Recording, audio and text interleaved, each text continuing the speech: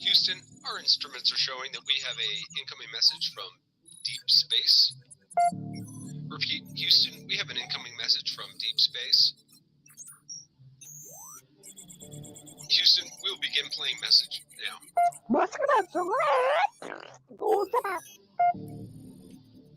Houston, we're going to try and translate that up here. Hold for translation. Translation complete. We'll begin playing message now. Hey, it's me, Melissa. What do you do when the aliens invade? Take a shot of MK Ultra and watch Melissa Jade. Put on your tinfoil hat and tune right in.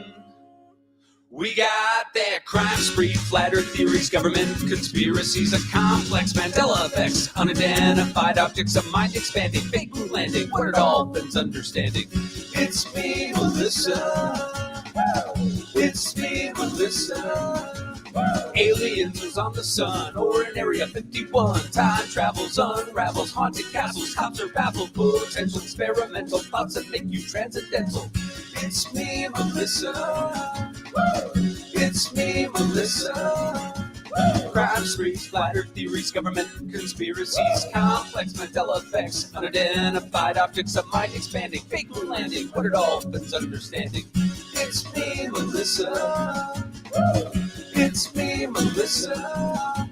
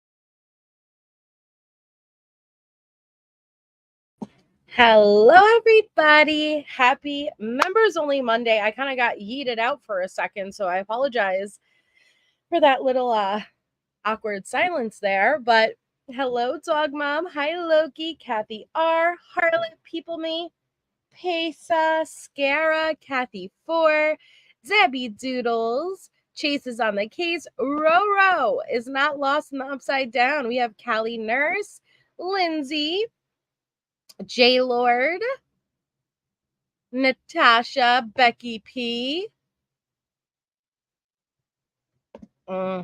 Legendary, my Divas apologies, Shane, Frigates and Shiggles, Cherokee Beach Lover, Neat Noodle, Boho Hobo, Brandy, and my other Brandy, Anna Cassis, Grateful Mama, Poor Linda, Jennifer, Sarah Bellum, got all JMs, Angie RN, Becky P, Shelly Beans, Catherine Elizabeth, Chicken Shite, Lydia Jane, Dawn, you are. I'm happy that you're still green. Musicity Mom, hello. Another amazing Members Only Monday. Shout out to every single one of you who are a member. It is so greatly appreciated, whether you became a member yourself or you were gifted a membership. Thank you so much for the support. Thank you for being here. Kathy, what a big membership. You're punny. You're so punny. Kutisha, We are, Amelie. Hi, MK. Science Sense. Hi. Okay. Mia. Happy adenoids. Stop it. Oh my God. Stop it. All right. Hi, Chris. So today you guys requested it and we're delivering it. So I have gone over this interview way in the past. A lot of you guys probably were not here. It was prior to Letecia's trial. Hi, Al. This is from May 3rd. Hold on, let me check actually. I think it was like May 2023. So shortly before the trial. Hi, Kelly P. And it's on Critical K's Patreon and it's available with commentary and stuff. I know the Glare has it. We've gone over it with the Glare's channel.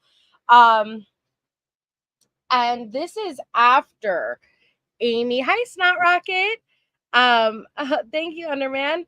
This is after Amy and Letecia had a falling out. So this is going to be after Amy had already been Letecia's power of attorney. So in context to the calls that we're listening to right now, it's in the future. It's in the future to that. She had already made Amy her power of attorney. Amy did some stuff as power of attorney. Then they had the falling out. And then Amy goes on to Critical K's Patreon. Yes, Becky P. I think her trial was in October. So this was May. And Critical K does a good job at interviewing her. There, from what I remember, because it's been a while, there's going to be times where I put an overlay on my screen because if I remember correctly, Amy's child comes on camera on and off. I do not want to show her child at all. So just be aware if I pop an overlay over it, that's because that will be moments where a child is shown and I'm not going to do that. But Critical K does a good job at interviewing Amy, getting Amy's side of the story. And like I said, it's interesting to watch this when we watched, well, as we're listening to the calls, because Amy, in my opinion, is severely downplaying her involvement, not so much her involvement with Letecia, but being pro Letecia. The way Amy explains it is different than from what we're observing. Yay, Berlinda. So put a 1 in the chat if you have seen this. Put a 2 in the chat if you have not seen it. 1 in the chat if you've seen it. 2 in the chat if you haven't seen it. It's been out for a while. Again, it's available on Critical K's Patreon for anybody who wants to go and watch it in full on their own. Please do. Wow, there's a lot of twos. A lot of twos. A lot of twos. Okay. Well, good. All right. So let me Harlot.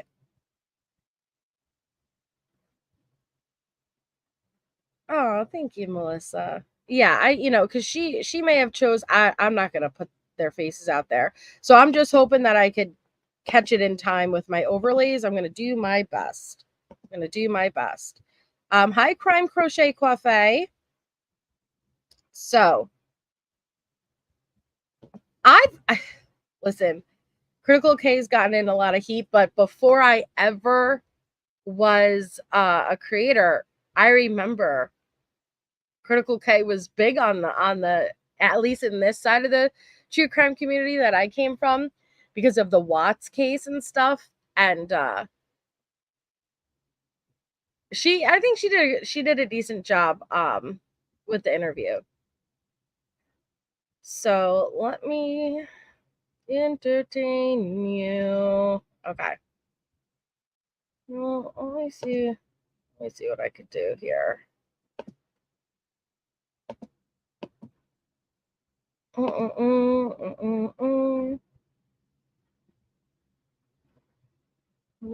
no, no. No, no, no.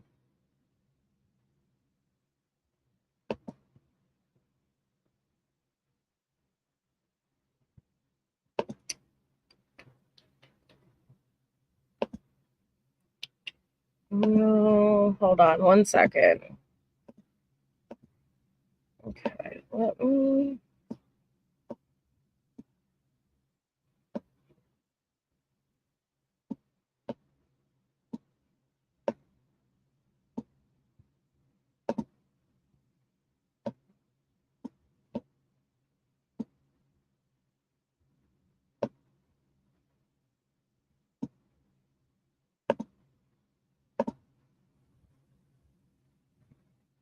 Guess we'll do it like that for right now. Okay. Thank you, Chicken Shay, for being a member for 5 months. 1 fart would be nice. Is that a request? Thank you so much for 5 months of support, but I'll tell you this right now, you need at least a year before you get a toot out of me. I don't know if that was a request or what. Or are you looking for an Amy toot? I'm not sure. But I don't scoop my toot for anything less than a 12-month.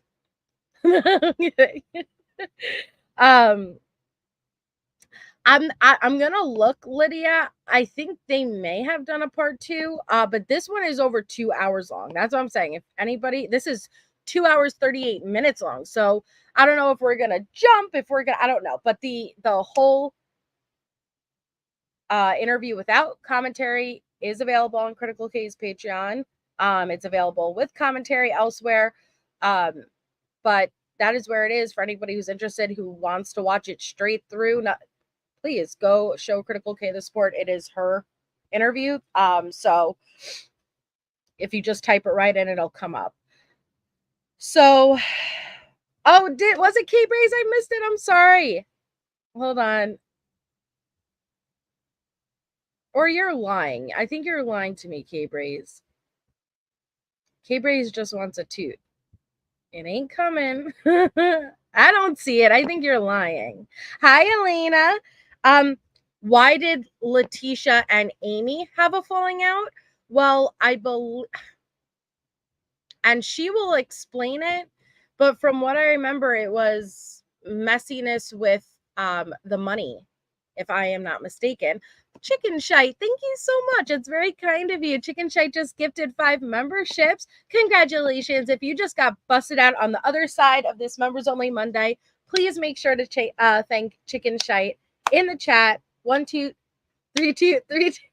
1, 2, 3, 2. Maybe you'll get a fart from one of the new members, but it ain't coming from me. Aw. That's very sweet, dog mom. Well, and yeah, Elena, so I was gonna say that too before we start. It comes out that Amy, all these calls that we're currently listening to, Amy was recording them. She was screen recording them. I don't know how she didn't get in trouble. And then she even took her emails and released them, which the emails that Amy tells us about, I think they're huge. I think it really does show a level of premeditation 2 days prior to Gannon's murder, but I think it was wrong for her to do it.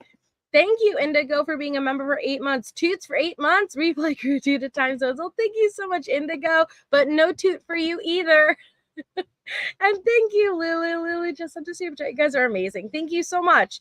I don't agree that Amy agreed to being in the position of POA if she wasn't going to take it seriously, despite how I feel about Letecia. I've told you guys this before. I'm judging Amy, because if you're going to take on that role of being in that trusted position, it was wrong for her to betray that trust and do what she did.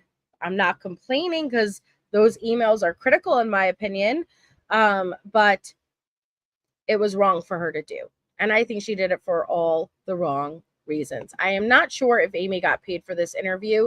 Like I said, it's been a while since I watched this interview. But maybe they will address it. Congratulations, Mia. We're so happy to have you part of Members Only Monday. All right. So I guess let's just jump right into it. Like I said, I don't know if I will be jumping around. If we don't jump around, we're definitely not going to get the whole thing done in this episode because it's 2 hours and 40 minutes. But if I pull an overlay up, it is because a minor came on screen and I will not be showing that. So don't be like, oh, I can't see. Yeah, well, then that means there's something I don't want you to see. So just keep that in mind. Hey, Wolfie, but let's jump right into it. First of all, let me give a brief introduction for my audience. This is Amy Lang. She's from North Carolina, and she is Letecia Stauch's power of attorney. She has been her power of attorney since December 2021. And Amy, I'm going to let you go. Wait a second. She may have still been. She was still her power of attorney at this point? Damn, she may have still been her power of attorney, but wait a second. Did you hear? Since when? Since when?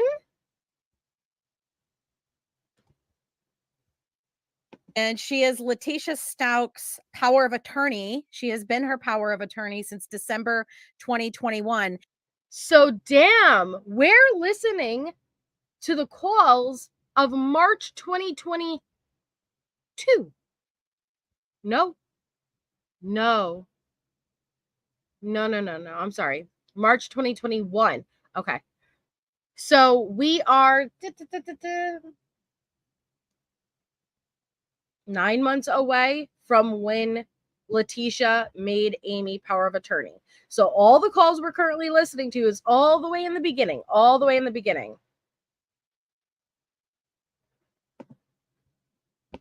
And Amy, I'm going to let you go into a little bit more detail about how that came about and how long you've known Letecia. Yeah, absolutely. Thank you, Elena.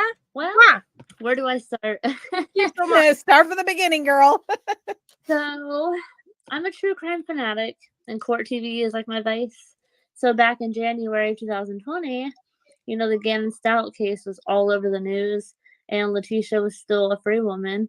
She was posting on social media, not like what's that, like, it was public, like her posts were public. Mm-hmm. So I was like watching her every move on social media because, well, just to back up a little bit, I have a bachelor's degree in criminal justice and I graduated with a 4.0 GPA. Mm-hmm. My end goal is to be a private investigator.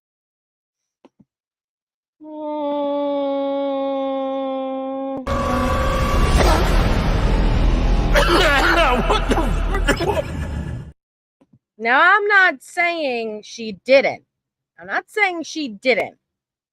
But I am questioning if she did.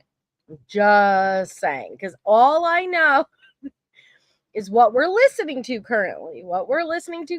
Between Amy and Letecia. And it doesn't seem like picking up what I'm putting down there. But okay, carry on. Investigator. Mm-hmm. So situations like these, like, you can tell red flag right off rip. And the one thing I'll never forget was that she posted something on Facebook, on social media. I want to say it was a Lorson Ranch group or whatever. She kept using past tense when referring to Gannon, but he was still. Okay, so this is big, and I'm not trying to pause an obnoxious amount of times, but Amy found Letecia. Remember all of those Facebook messages and posts I was showing you guys? That is how Amy found Letecia. She was following the Lorson Ranch group, the Free Tea Stout group. She was just one of us. Okay, that's how I'll put it. She was just somebody who was observing and watching. And she was watching Letecia when she was actively posting in there, which was really just mainly February 2020. Posted as a runaway. I told my husband, I was like, ain't no way. That's like it's like she didn't do it on purpose, I don't think, but it's like her subconscious way of admitting the truth. I have so many screenshots on my phone from her Facebook where she referred to Gannon in the past tense. I have her interview saved in my phone where she referred to him in the past tense on a few occasions, things like that. But like, I was watching her because in my mind, I thought to myself, her story did not add up. And I have kids, obviously. Mhm. They're 8 and 5. And my biggest thing was, you know, the whole reason why I want to go to the criminal justice system is to fight for those who cannot fight for themselves, predominantly children. So Mhm. the stuff came out about Gannon being a runaway, and then they announced that they believed it was a homicide case. I was like, yep, I knew I picked the right career path. So I watched, I listened, I knew the day she did that interview with the news station. 2023. No, Ronan, go ask your dad. The day that she did that interview with the news station. And just so the audience knows, she has a little girl that she wants to be a part of this. I'm really So sorry. we're gonna work around Ronan. We're gonna do the best we can. Go ahead. Continue when you're ready, Amy. Yeah, thank you. I appreciate it. But you know, I followed everything. The news interview that she did with what was it, Spencer Wilson, and she had Harley with her, and she walked away and had her mic on. You could hear her coaching Harley what to say. Yeah. Like I was like, okay, something's not right here either. But like only time can tell. I'm not here to point fingers until I have like all the evidence before me. Well, I can't go into detail about this, and I cannot say who gave this to me. But you remember when Letecia's arrest affidavit was leaked? Yeah. I had my hands on that first before anybody else. Now, I don't know anybody who was following this from the very beginning. Letecia's arrest affidavit did get leaked. And I think it was maybe like a couple of days before it was set to become unsealed. And I remember it was someone in the office, but it was the big thing because I remember his parents didn't get to like see it or something like yet. And it was a big issue. But Amy said she had access to that before. That's what I was confused about, Harlot, because the way Kay introduced her was she is still currently a POA. And I know that they're going to get more into it. I thought that they had already had a falling out. They may have had a falling out, but she's still the POA. I don't know. So I'm going to wait until she explains it.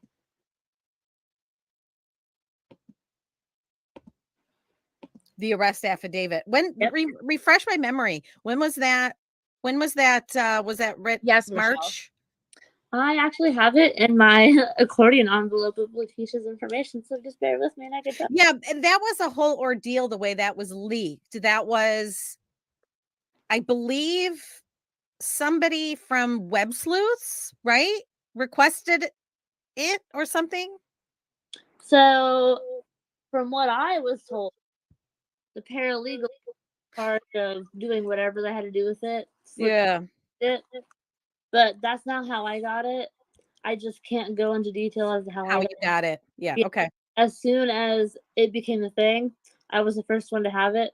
Girl, I sat on my couch for 2 hours reading every single page, all 32 pages. You know, the pictures are black and white. I took pictures of like, you know, Gannon's room phone, and then I ran them through like a negative. Yes, for anybody who is, I've seen a couple of times asking, yes, Amy has dual black eyes in this interview. She will later explain that it was due from a seizure and falling down. I don't want to address it too much because I cannot say that that's not the case. And if it's a medical issue, then, you know, I don't want to focus on it. Also, I'll say now again, aside from putting the overlay up when her child comes on or off screen, please don't address anything with her child. I understand thoughts are going to be had and feelings, and that's fine, but I do not at all want to be making any comments or any digs regarding parenting or the child themselves. Negative filter screen to see if any like blue star agent would pop up, and it did. My husband's like, I would not have ever guessed, like I wouldn't have thought of doing that. Mary girl. And, like I way back when I knew how brutal that was before they showed those pictures, you know, during court. But and just to clarify, you're in North Carolina. Yes, ma'am. Right. You're in North Carolina. Okay. So did you at some point reach out to Letecia? Yes, I did. When she was arrested in March, I wrote her a letter in April of 2020. Initially, I used an alias. I went by the name Jane Radke. I wrote her a letter, and all I told her was, So originally she reached out to Letecia March after she was arrested. I know, Natasha, I know, but I would feel better just not, I understand people are going to have their thoughts and feelings. I had them too while watching this, but I can't kind of like let a couple slide and then people who make an even more serious comment. It's just easier to ask for no comments regarding it at all, if that makes sense. But yeah, she originally reached out as an alias, and now I forgot what the name was that she said, but she reached out not under her own name, but under an alias. "Hi, my name is Jane. I live in Hope Mills, North Carolina. At the time I was working at the pharmacy as a licensed pharmacy tech. I might still have that letter I sent her. But basically, what my letter to her came down to was, I'm not here to talk about why you're here. I'm not here to talk about, the Jane, facts thank you. behind your case. I just want to extend to you my friendship, because I know in situations like this, people like you probably receive a lot of hate mail, and let me be one of the few to be completely open and honest with you, and I'm not here to give you any hate. I just want Wait. Hold the fuck up already. Let me be the first to be open and honest with you. But this is not my name. This is not my name. This is not my career. I am not who I say I am, but let me be the first, baby girl, to be open and honest. Again, she minimizes. This is what I do remember from this interview, is that the Amy Lang that we hear on the calls with Letecia, who is encouraging and enabling, in my opinion, she minimizes on this interview. Okay. But that was, I don't know if she was a pharmacy tech, but all I know is that you used an alias. So you, from the beginning, were lying. So cut that out. Cut that out, Amy. I want to be somebody you can come to and talk to if you'll take me up on that offer. And she actually wrote back. Hold on. I literally had, I don't know if you can see, but I have. Those are all the letters from her? Mm-hmm. And I'll probably be posting them on, I'm trying to find the first one ever. Oh, that's nice. I'll probably be posting these on one of the true crime, the Letecia Stauch. Is this it? Is this the first one? I'm sorry, okay, hold on. I gotta No, you're fine. Go ahead. No, take your time. Pull it out. because I would love to read some of these to you. Yeah. And people are going to want to hear them. I mean, obviously the reason that you and I are here doing this is to, first of all, give people a little bit more of an understanding of her as the perpetrator, the person who murdered this child and who has been now convicted of it and found guilty, and to shed a little bit more light, and secondly, to help people to kind of understand this process too, of how you've come to be her power attorney and what that means moving forward. So yeah, help us understand in any way that you can. So that first letter she sent back to you, what kind of stands out? What are some significant parts from it? That's the letter I'm looking for. I'm sorry. I have so many of them. Oh, I bet you do. When I say that I got all the way involved, I got all the way involved. Well, thank you, Sherlock. I believe that, given that you are her POA, why Letecia made this move. The only thing I could think of, because again, Aunt Brenda really was, in my opinion, a very good person to make your POA. She was trustworthy, whether I like Aunt Brenda or not. She was trustworthy. She wasn't looking to take your money. She was giving you money. And she was very reliable. But it seemed like Tecia may not have wanted to allow Aunt Brenda that power. and or didn't want Aunt Brenna to know about any money potentially coming in.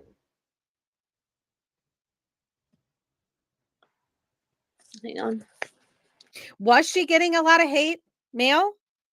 Yes. She got a lot. Yeah. Oh yeah, a lot of people telling her she needed to go kill herself and all this other stuff. Hang on. Do you want to something side note? Do you want something kind of interesting that I noticed over time?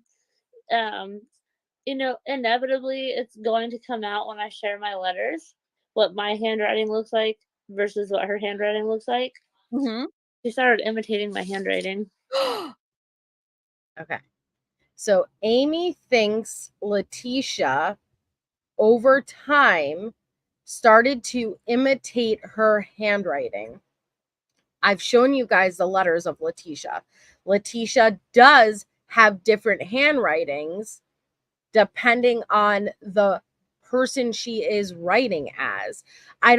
I think that is less about Amy though, and more about she was trying to show the different alters. And if one of them happened to look like Amy's, okay. But I don't think it was like, oh, let me morph into Amy, versus she thought she was fooling people by having different handwriting styles depending on she is signing as Taylor, signing as Maria, signing as Janelle. That's what I think it was more about. She did? 100%. And I got it all on paper. Bryn, right? Isn't it a throwback? Sorry, I'm trying to. How many letters would you say you guys exchanged? Oh, excuse my French, a gratuitous fuck ton. Yeah, I can imagine.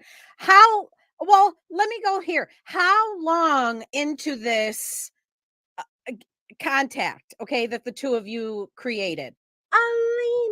Alina just busted 10 people out for this interview. Thank you so much, Alina. Congratulations. If you just became a member, please thank Alina in the chat if you were lucky enough to receive them. Thank you so much. It's very kind of you. Which again, this entire interview without commentary, it's available on Critical K's Patreon for anybody who is interested. If you type right into Patreon, Critical K, I could drop the link for you guys also. You could go over there and watch it. All right. This friendship. Would you term it a friendship? Yes. Okay. I think I found the first letter. So no, answer the question. Let's put it this way. I offered her my friendship with my real intent was I wanted to hear her side of things versus what the media was putting out there. Right. So when I wrote her a letter and I offered her my friendship, you know, if more came out and she was honest with me or anything less like than that, 10 minutes, Kimberly. Oh, hold on. Yeah, you did offer your friendship. I'm sorry, I'm a hot mess today. You're fine. Go ahead. Find what you need. Okay, so I actually saved the first letter I ever wrote to Letecia. Do you want me to read that to you? Yeah, go ahead. Okay. So, dear Letecia, my name is Jane Radke and I am 29 years old. Okay. So again, this is the first letter Amy ever wrote Letecia. She used an alias. She called herself Jane Radcliffe. I gotta figure out what that's from. And this is how they started to communicate. I currently live in a small town called Hope Mills. It is in North Carolina, not too far from Fayetteville. I am originally from the Midwest, though, Indiana to be exact. My husband is prior service, active duty Army, and we got stationed out in Fort Bragg. We decided to stay in this area after he was medically discharged because we love the atmosphere and the people out here. I'm a full-time college student at the moment, as well as a stay-at-home mom of two beautiful little girls. They're 5 and 2 years old.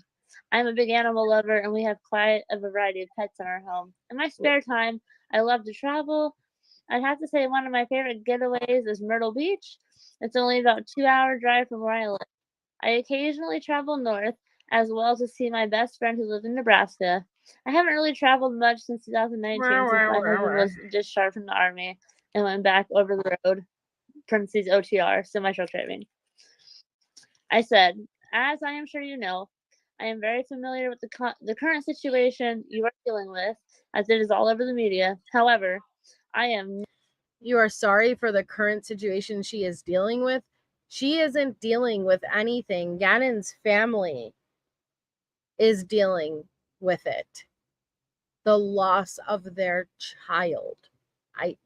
Letecia is not the victim of this murder. not here to judge you nor pry for information. I find myself feeling both empathy and sympathy for you and the situation you're going through. Mm-hmm. I can't imagine the loneliness you must feel being confined for 23 hours a day with little to no human interaction. I'm writing you this letter to See. I can't get behind that. Gannon will never interact with anyone again. Never. How lonely he must have felt after going to his teachers and telling them about the abuse, and nobody helped him. So no, I do not empathize with Letecia at all. I think she gets too much after what she did. extend my friendship to you. I know we are complete strangers to one another, but something deeply compelled me to reach out to you and offer you my friendship. I'd like to get to know you a little better, so I thought of a few questions for you. Where are you from? What kind of hobbies do you enjoy doing? What is your favorite food and snack? Do you like animals? If so, which are your favorite? What kind of music do you like? What is life like in jail? Are you allowed to have books, magazines, or newspapers? Do they allow you to have commissary items? I hope that you and I can become friends, as I know how depressing being alone can be. I've personally struggled. Is she alone? I don't I hope I'm never in this situation, knocking on wood, that I ever find out what it's like to be a parent who lost a child. But I can imagine that that's the most goddamn loneliest you could ever fucking feel. And excuse my language, but I can imagine being surrounded by everyone in the world, yet that empty loneliness of your child not being with you, your child not being on this earth. So again, why Amy empathized, and did she use empathize or did she use sympathize? Because you shouldn't empathize with her situation. That's a bit I have questions if that's the case, but I do not sympathize whatsoever. With depression since 2011, and now with my husband being gone all the time for work, I get quite lonely myself. Feel free to write me whenever you'd like. Like I said previously, I stay home all day with my girls, so aside from my college classes, I got nothing but time on my hands. I thank you, or I hope that you are doing well and take care of yourself. Sincerely, Jane Radke. That's the first letter I wrote her. And do you have the one she wrote back? I sure do, right here. Yeah, go ahead. Let us hear it. She said, Jane, thank you for the letter. Of course, I know Hope Mills as I grew up in the area and I played a lot of ball. Sorry, I'm still laughing. Jane, your name's not Jane. How weird. Okay, sorry, go ahead. In the region too. I lived in Myrtle for the past 17 years of my life. My family still lives in Lumberton. How's college? Done enough of that, lol. 4 degrees later, including a doctorate, sitting in this place like hell. I'm surprised you decided to stay in Hope Mills. Oh, Cross Creek Mall, I remember that so well. I hope your girls are doing well and enjoying their summer. It's on the media your way because I grew up there, so a lot of people started sharing it originally before it became national news. Thanks for the empathy and sympathy. I did not murder or abuse my son. Yeah, wait. I'm sorry. Why empathy and sympathy? That's really going to bother me. Why would you empathize with Letecia's current situation? I can understand, well, I can't understand sympathize, but that would be the appropriate word, not empathy. But I guess you will find that out later in trial. It does suck without human interaction, no exercise, no outside time like others, but instead being strapped down every step I take. I'm sorry your husband's gone a lot. I pray for your peace and his safety. My hobbies include Maybe. softball, travel, religious, church and reading, food, anything healthy, yogurt, grapes, dragon fruit. I'm telling you right now, for the whole 2.5 years I talked to her, dragon fruit is her obsession. Interesting. Animals. Random. It's very random, but she loves her some dragon fruit. Animals. Yes, I have a French bulldog and an English bulldog. Music. K-Love and country. What's the channel out there? 92.9, 95.7? And she put a smiley face. She said jail is hell on earth. I'll have a great testimony in the end and one heck of a book. You just wait for it. I will explain the abuse then. Books. Love James Patterson and Yes from the publisher. Commissary. They hate me so much, so they do everything to me. Oh wait, hold on. They something everything to me, including food items. So again, at this point, no, I don't have access to commissary. They hate me so much. I don't have access to commissary. Or was it where you were being held, FRAD, high risk? We know the truth. It's not just because they hate you, Letecia. Wah. I can only order pen and paper. I understand about depression as I have PTSD and developed temporary insanity as a result of losing a child and the abuse that I deal with on the daily at jail. I'm going to the state hospital for a while, so if I don't get to write you back again here soon, I will when I return to CJC. I'm going to close for now. Remember, God is love, and He will always see you through your depression and your loneliness, because the only way to feel whole is through loving Him and following the absolute truth. He will win for me, and He will win for you. Take care and talk soon. And she signed her name, Letecia Stauch. All right, so walk me through the process of how you got to the point where she assigned you as her power of attorney. Please do. December 2021 is when she signed the document. Walk me through how that came about. Which again, in context to where our calls are at, that's 9 months into the future. So we kind of just opened that door with the Amy calls. So we're watching their relationship develop, and eventually in 9 months from now, hand over Amy her power of attorney. And thank you so much, Warrior Princess. It's very kind of you and very much appreciated. Thank you. So please tell us. And I don't know why I feel like this interview is just a great ad for chapstick, but I feel the need to put chapstick on because there's a lot of lip licking. Oh. Okay. So what started it was the whole WellPath thing. When I reached out to WellPath and I was trying to get them to get her, some kind of what you want to call it, like mental health treatment, because she would call me. Okay, this is funny. Go into what she was telling you her symptoms were. Yeah, well, oh my God, anxiety, depression. She thought she was manic, and like I said, I have very limited knowledge on pharmaceuticals, but I told her, like, these are red flags. And here's a big thing, right? At one point in time, they had her on a drug called Effexor. If I recall correctly, I believe it was Effexor. Effexor, you have to take the same time every day. If you don't, it can really mess with your mental well-being. They would intentionally forget to bring those to her. Girl, I cannot. I don't delete my call logs. I don't delete my emails. I can't tell you how many times I called down to the El Paso County Jail and ripped into them until they got her taken care of. Effexor is a really serious, it's an SSRI, right? Correct. Serotonin reuptake inhibitor or whatever. Yep. And they call it, one of the joke names is side effexor because it has such horrific side effects. Now, we're not sharing this to elicit sympathy. I want to just stress, okay? Amy's not sharing this stuff to elicit, because we understand. I know you do, Amy. You understand.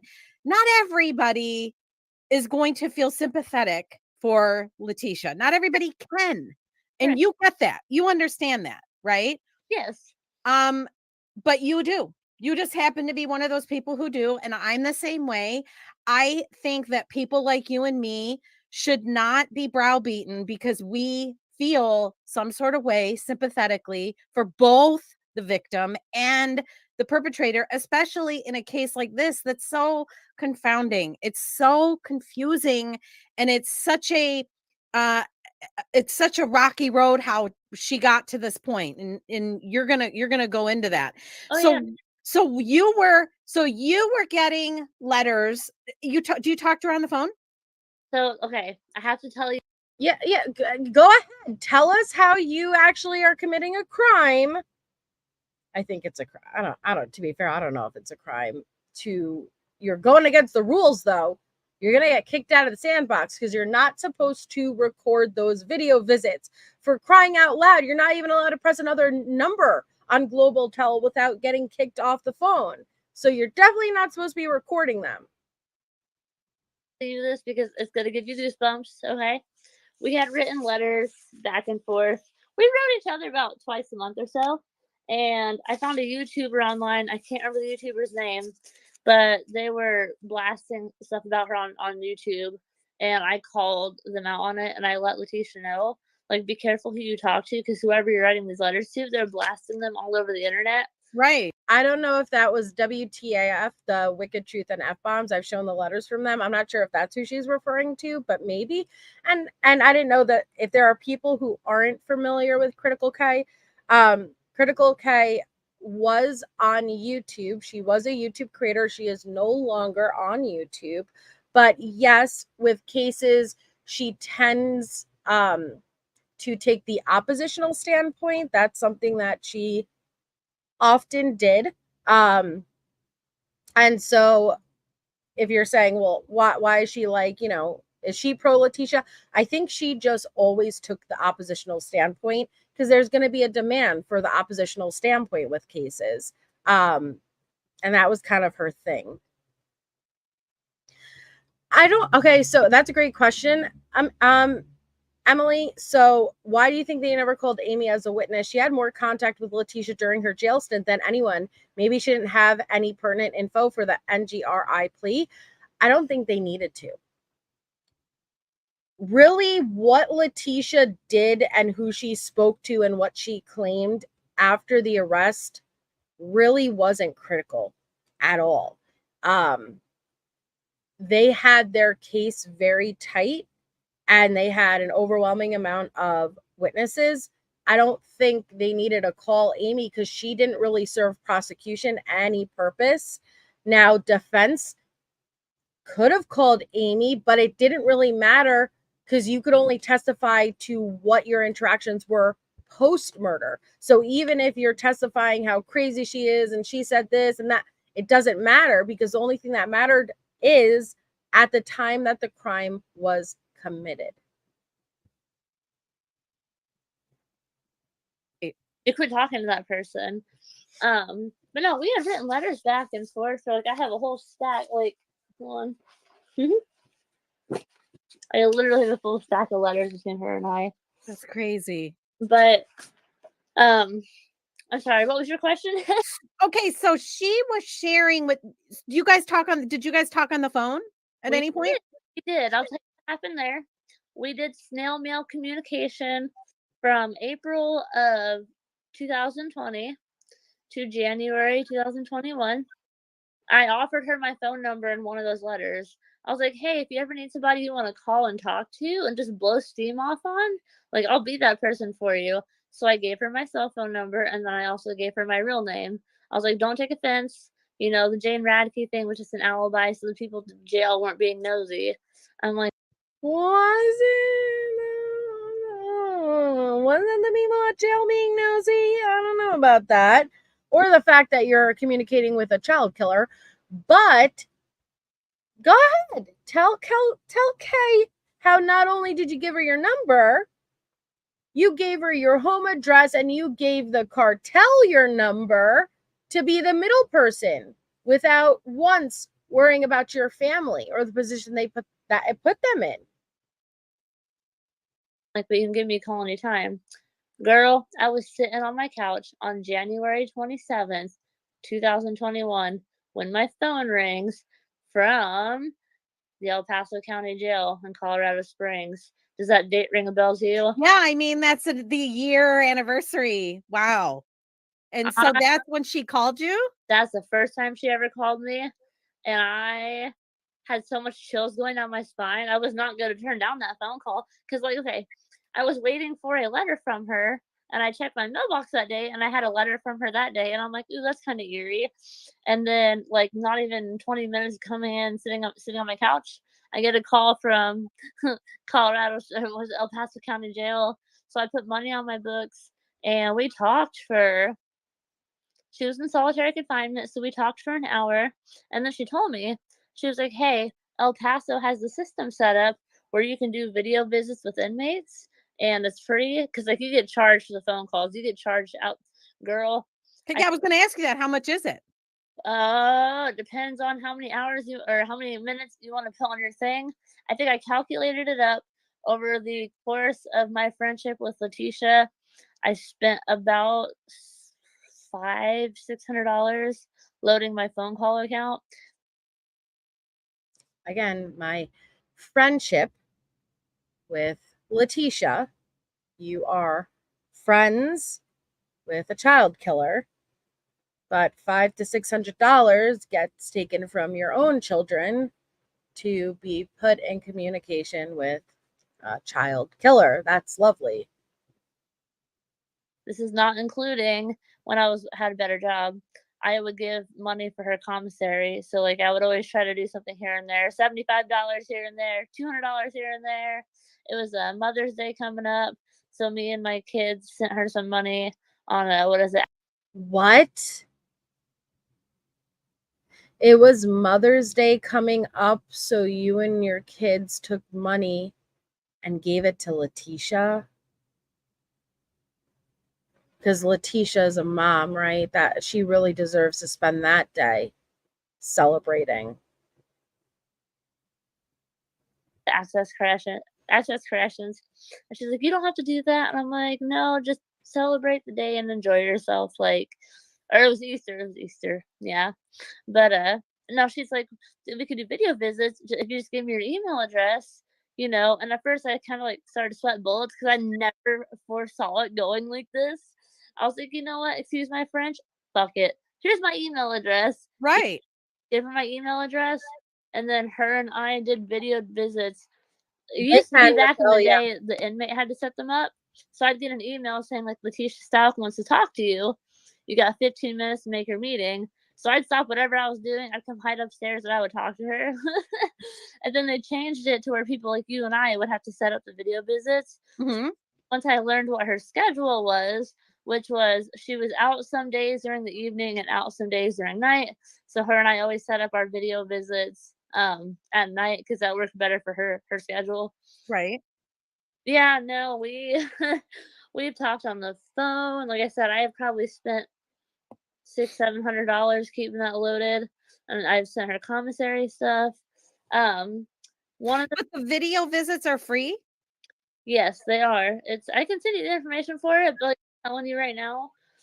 That's interesting that she says the video visits for free, because if you guys remember, just a couple of calls ago when she was getting on Harley for not having the video visits set up, she kept saying, I have a bunch of money on the video visits. I have a bunch of money on the video visits, you know, so I don't want to waste this money. So that's interesting. Do you know of her private investigator in the case? No, I don't. No. She has a private investigator that worked with Josh Cellini and Will Cook named Caitlin Craig. So Caitlin Craig and I became very close. Oh, this must be the one we just heard about yesterday that hugged Letecia, shook her hand, and cried and said, they're railroading you. You know, the one that she gave the backup secondary iCloud account to. And Caitlin Craig came out here and interviewed me. Thank you, Megsy. Megsy just gifted a membership. Congratulations to the recipient. Please make sure to thank Megsy if you received it. What did Amy gain from all this? Notoriety. At the time, it was a big thing. It was a really big thing. And everybody wanted to hear, including me, I wanted to hear what Amy had to say. Like, who was this person speaking to Letecia? Who was this person who came POA? This was a very big interview. Yeah, so this is it. This private investigator. Okay. I forget where I was going with this. It was brain damage. I Yeah, got. where were we going? We were going, oh, how it came to the point where you had power of attorney, where you obtained power of attorney. Yes, that is correct. Because Letecia wanted to sign over her full power of attorney to me. I got involved with her private investigator. You know, her private investigator asks her, "Are you sure this is what you want?" And Letecia said, "I literally do not trust anybody else like I trust Amy," which I couldn't say anything about that to her family, at all. And she gave me full power of attorney too, over everything. So, So such as what? Give me itemize for me what you have control over. let's see. My glasses on. Hold on. I'm sorry. You're fine. Go ahead. My attorney, in fact, no. My attorney shall have all powers, discretions, elections, and authorities granted by statute, common law, and under any rule of court. In addition thereto, not in limitation thereof, my attorney, in fact, shall also. Again, I'm pulling myself up full screen because I see a child's hand and I want to make sure no child is shown. Have the powers to set forth below. My attorney, in fact, may collect and receive, with or without the institution of suit or other legal processes, all debts, monies, gifts, objects, interests, dividends, immunities, and demands that now are due or may after become due, owing or otherwise payable or belonging to me. My attorney, in fact, use and take all lawful actions in my name or otherwise to recover the same and no compromise the same. And to compromise the same. My attorney, in fact, may sell, convey, lease, exchange, mortgage, pledge, release, hypothecate, or otherwise deal. Girl, I think Critical K was just asking you to give us examples. I could buy a fucking home in her house. I could exchange money from, account to account. I could make legal decisions over her. We didn't need the literal, but okay. With, dispose of, exchange, or encumber any of my property, either real or personal. This shall include the power to borrow money or otherwise obtain credit upon such terms, conditions, and covenants as my attorney, in fact, considers to be appropriate. My attorney, in fact, may appear on my behalf. I'm so sorry, but chicken shit. I'm sorry, but that was so true. She was like, hold on, let me read this. She slams it in her fucking face. Her face is literally, her nose is touching the paper. Oh my God, that was so funny. Okay, sorry. In any litigation in which I or may become a party during the duration of the general power of attorney. My attorney, in fact, may give discharges, releases, consents, and receipts on my behalf. Let's see. My attorney, in fact, shall give the power to deposit funds in my name at any banking or savings institution or in any money market account. We whether get it is it, uninsured. Amy, we get My it. attorney, in fact, shall have the power to pay any and all bills, accounts, claims, and demands now due by me or become due by me subsequent to Thank you, the execution of Riley. Come on. She is blue. General power of attorney. Hold on. Have you had to do any of that? Have you had to settle anything, handle any of her personal property? Girl, yes, I have. Like what? Tell me what have you had to handle? So there was oh, I'm so sorry. Hold on. Rona, go get your dad, please. Huh? Go get your dad, please. Why? Because I said so. Are you going to tell him? I'm having a very serious conversation. I don't want to put him to talk with Daddy. Then you need to leave the room. I just want to show her. I believe there's a stipulation in here as well. I just checked. That says. Mom, I was just checking on you. Okay. Thank you, Ronan. Go Give us a little bit more time. I was just saying on mommy's. Okay, thank you. That's sweet. Okay. We'll see you when we're done. Okay, And please get me the thing. I will. It does look like that I also have power of attorney, like over her medical stuff too. Uh-huh. That's in here too. But okay, so what ended up coming of this? This started because the WellPath people were pissing me off. They weren't getting her the medical help that she needed behind hers. Because like I don't believe that she has DID. I never have. But I suffer from mania. I suffer from they think I'm borderline, what is it? Not borderline personality disorder, but like type 2 bipolar. I don't know what it is. So like I understand what it's like to like have mental issues, but this is what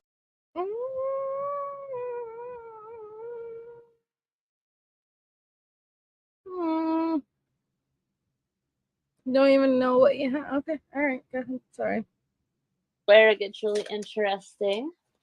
The stays between you and I might have to block some of this out. You said she started to copy your handwriting. Yes, she did. If you go look at there's a motion. I'll have to go online to one of those, and I'll screenshot it where she signed her name, Letecia Stauch. Literally everyone who saw it looked at me and said, "Is that your handwriting?" I'm like, "How could it have been?" But like one of the things that her and I bonded over when we first started talking is that I'm left-handed. She's like, "I'm ambidextrous." So when I told her I was left-handed, she started writing left-handed, and like. Now I won't say that that's not possible, because again, Letecia started to sign things from her alters. I've showed you guys those letters. She would sign as Taylor, she would sign as Janelle. And so maybe she ran out of handwriting styles and she started to mimic Amy's. That's possible, but I don't think it was like, oh, I want to become Amy versus she's unoriginal. I might have some of her. I can show you my handwriting, and then I'll show you like her. Yeah, show me your handwriting, and then this is so strange. Okay. Can you see it? Yeah. Okay. That's Yeah. I'll let you guys see it as best as I can. That's such a funny thing to have paused on. But okay. Okay. We see you, girl. That's my handwriting. Okay. That's Amy's. So this document, by the way, when I became power of attorney. Oh no, wait a second, hold on. She's showing her. Why would she show that? Hold on, I'm so sorry. Attorney. This is Letecia Stauch's Colorado Para Teacher Retirement Fund. Okay, wait. All right, so it's not Amy's. Okay. Never mind. I got scared for a second. That was all Amy's information. When she was in jail, she found out she had $2,400. I'm sorry, how much was that? She found out she had, how much was that? 2,400? So not 200 grand, the way she's been telling Harley and Aunt Brenda and everybody? Oh, interesting. In that retirement fund. But she had no way of getting to it. I was like, well, with me being your power of attorney, I can get it for you. Right. So I had to call down there, send them proof of my power of attorney. They got it validated. They asked me how I wanted to do it. So I said, just send me a check. They sent me a check. It was like $2,400 is what she got back from it. I asked her if she wanted me to mail it to Harley. She said yes. And then Harley never got the check. So then I had to call Colorado Para again, tell them the check got lost in the mail. They sent me another one, and then I was on the phone with Tisha. I was like, would you be okay with letting me into your USAA bank account? Because you could do the mobile deposit of the check. What? What happened?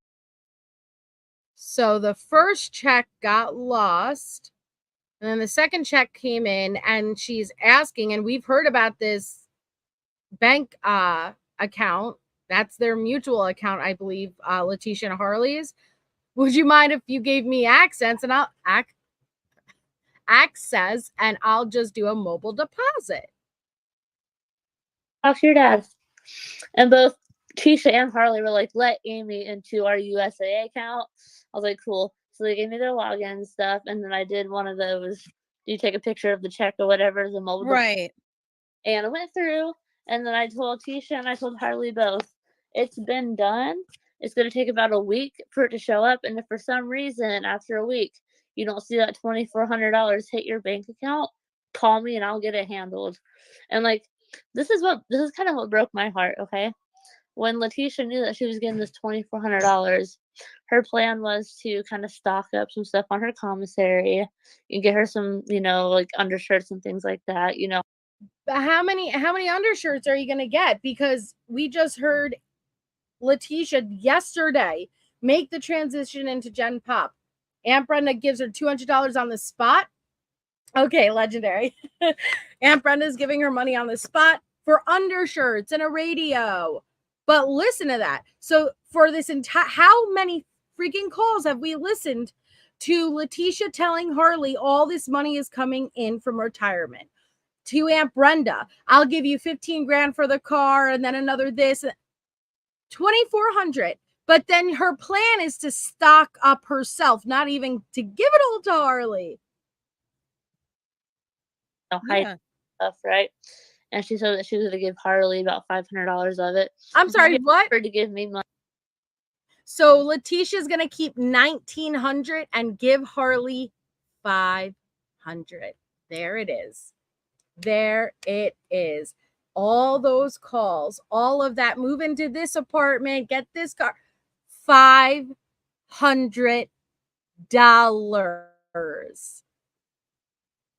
and $1,900 in her pocket. Money for all the help, and I was like, dude, I really do appreciate the offer, but like that is not why I'm here to help you. Like, make sure you and Harley are taken care of.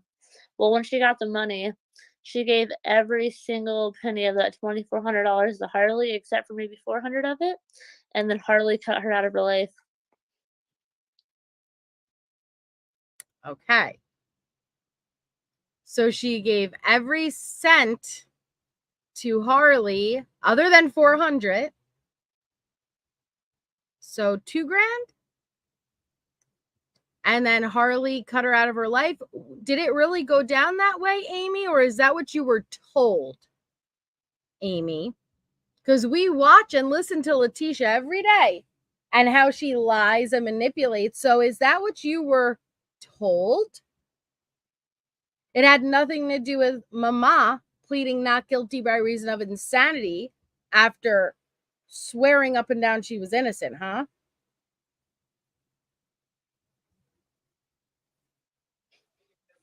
After she got the money. After she got the money. Yeah, I found some inconsistencies in Harley's testimony. Big time. And we're gonna go into that. We'll go into that, but that's interesting to know. That's really sad. That's really sad. So you were becoming concerned about these untreated symptoms. Tell me a little bit about some of those untreated symptoms and what you were seeing that was becoming so alarming that you felt the need to reach out to WellPath. So no, it's not really sad. Even if Harley took $2,000 and fucking ditched her, what's really sad is what Letecia did to Harley. Listening to all these calls, the manipulation, the gaslighting, the lies involving her in the crime, that is what's really sad. So the fact that she has stomach issues, I know that she does. Even her family, who I'm close with, have told me she has stomach issues. Okay, and I forget what she was on, but they would not give it to her at the hospital.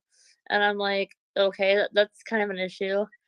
She was asking them for like antidepressants or things like that, and like they would come in, check up on her, and be like, "Well, you look okay. We'll come check on you later," and they would never go back and see her. I called the El Paso County Jail so many freaking times. Like, listen to this. I hate this so much. It's innocent until proven guilty, okay? I think that we all know that she did what she did, but we can't say that. We can't go on that until the verdict has been handed down, okay? When she would get, what was it, rec time, we would do our video visits, right? I would set up my video visit for her time frame, and how it works is like there's computers like in the ward, so like you can see people's cells and stuff. I knew exactly where her cell was, and for like 2 weeks straight, she didn't come out to the video visit, which was so unlike her. Because when her private investigator came here and interviewed me, her private investigator told me that my name red flagged on the system because everybody, the judicial system, is like, who the hell is Amy Lang? So I kind of had to explain everything to her too. They're like, yeah, she's the one that talks to you the most and calls you the most and video visits you the most. But not for like a 2-week period. Letecia quit coming to our video visits, and I got worried. I was like, something's not right, because that is so not like her. So I called Letecia County Jail. I was like, why is it that I keep setting up video visits for Letecia Stauch and she's not made it to any of them? As it turns out, there was a deputy there who was in charge of printing out the sheets that shows visitation times in Matthew, and they were making them poof disappear. So Letecia had no idea that she had video visits.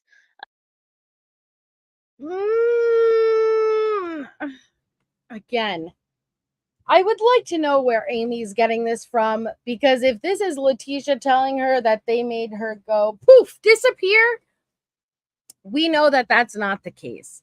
We know that that's not the case. Letecia made it her job just to literally bitch and enter kites into the system. And so you think that she didn't take the time to go and check that just poof, disappear? Hi, just Carrie.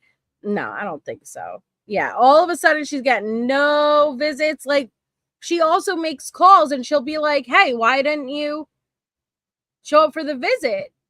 And they'd be like, I did. What do you mean? So that is a lie. I don't like being this person because I don't like getting people in trouble. I got that person fired. They were deliberate. Sorry, me and Kay had the same fucking reaction. Amy, you got someone fired? I don't remember that. You got someone fired? Amy. You're a Karen. Deliberately mistreating her. Deliberately. Yeah. And see, I don't care. There's going to be a lot, you know this. Okay. There's going to be a lot of people that say, so effing what? Who? Hold on. We got to get no objections in there. Any objection? All objections. Nor do I believe that Amy is that powerful. No, I do not. I'm not sure, Moose, but congratulations. Welcome. I don't believe it, because even in that most recent lawsuit that we went through that Tisha just filed in February, no mention of somebody getting fired due to deliberate mistreatment of her.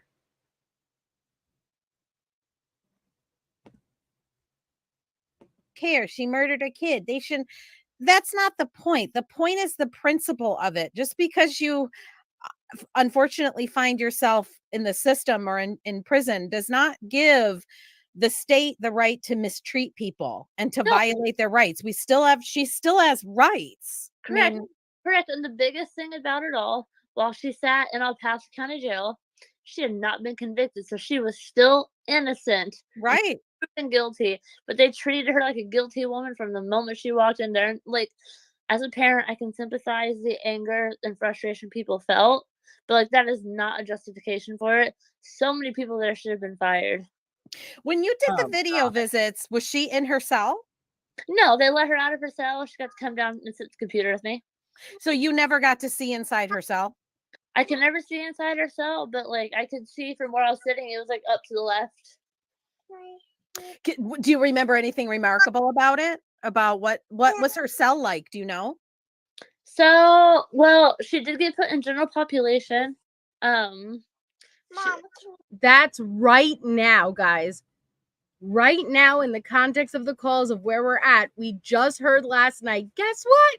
I'm moving to Gen Pop. So that's right in the context of where we're at. I may have to pull the screen down though again because I could hear the child.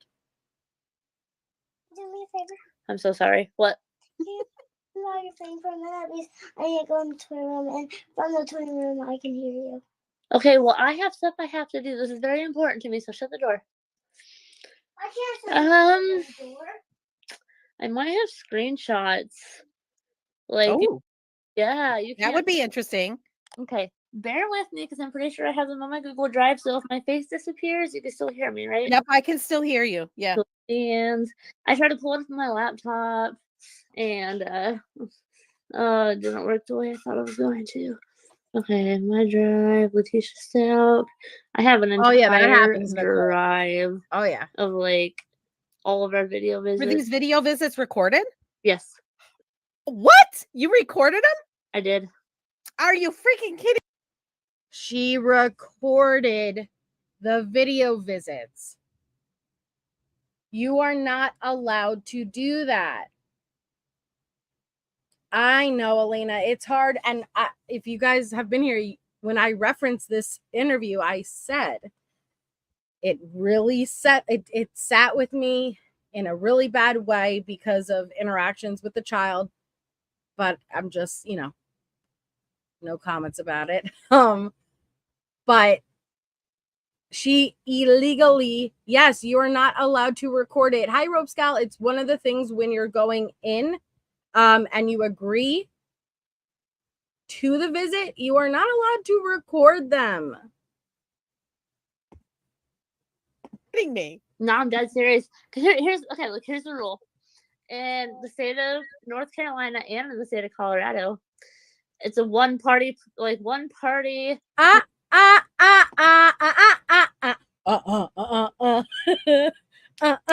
No, this is not about one party or two party. Leticia's in jail at this point, and you accepted those itty bitty terms of service. You are not allowed to record. Consent to record a conversation between two or more people. So No. that means I give myself permission to record. No. Well, yeah. Wow. So if you're able to pull it up, can we see a clip or see a screenshot or?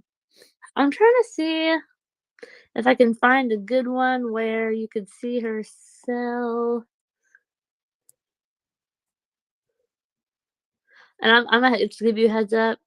I look like hot garbage. You're fine. You are fine. If anybody looks like hot garbage, it's me. The boys and I know I told you we had dentist appointments today, and my hygienist has been brutal on me. I mean, she used some like drill tool, and so my mouth is killing me, and I probably look a little swollen because she was just digging around in there with some drill thing. Like she just went to town on my gums.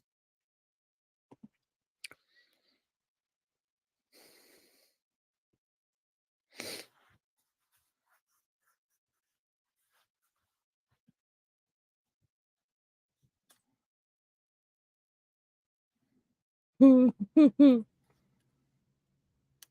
you still there?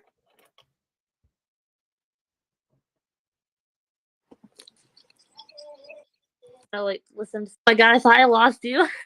I know, I was worried too. Did you find something? I found a video. I have a whole bunch. I have to sit down and kind of like listen to see which one said what. But the one that I found that like will forever be burnt into my memory, I'm about to see if I can put it in the chat.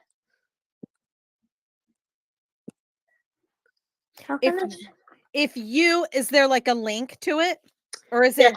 it a file? It's a link. I just put it in.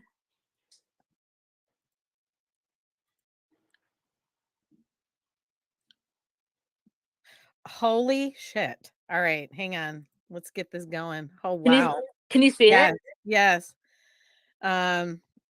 See, no, despite how I feel about Letecia, despite how I feel about Letecia,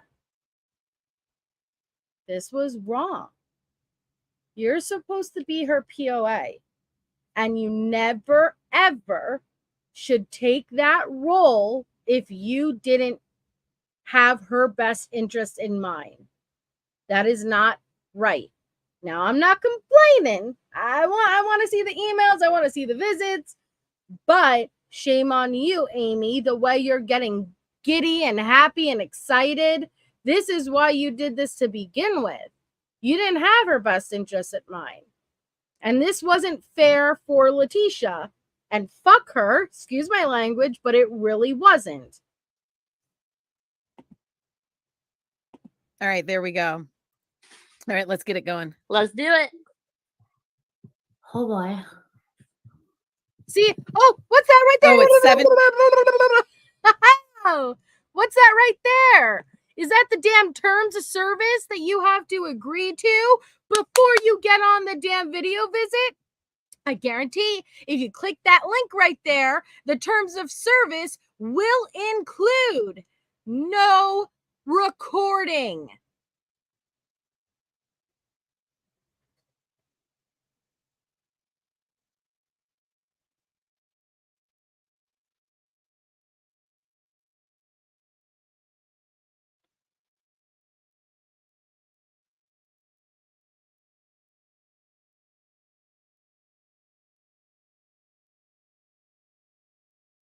Minutes. All right, this is gonna be good.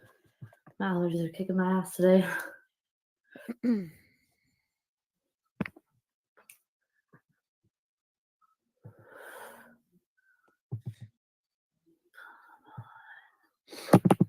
like, just as a hands up, this was by far one of the most bizarre video visits she and I did together.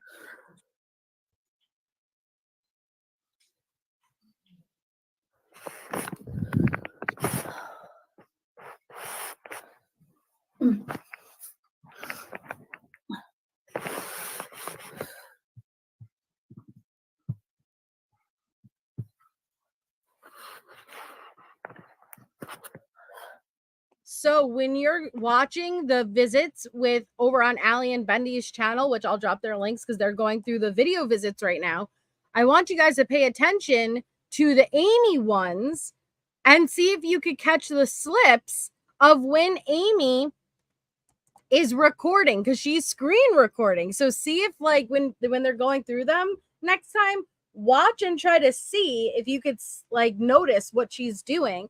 Thank you, Elena. Elena just gifted another 5 memberships. That's very kind. Very much appreciated. Thank you so much. Please thank Elena in the chat if you just got busted out and received a membership. Yay. Well, thank you, Shelly Beans.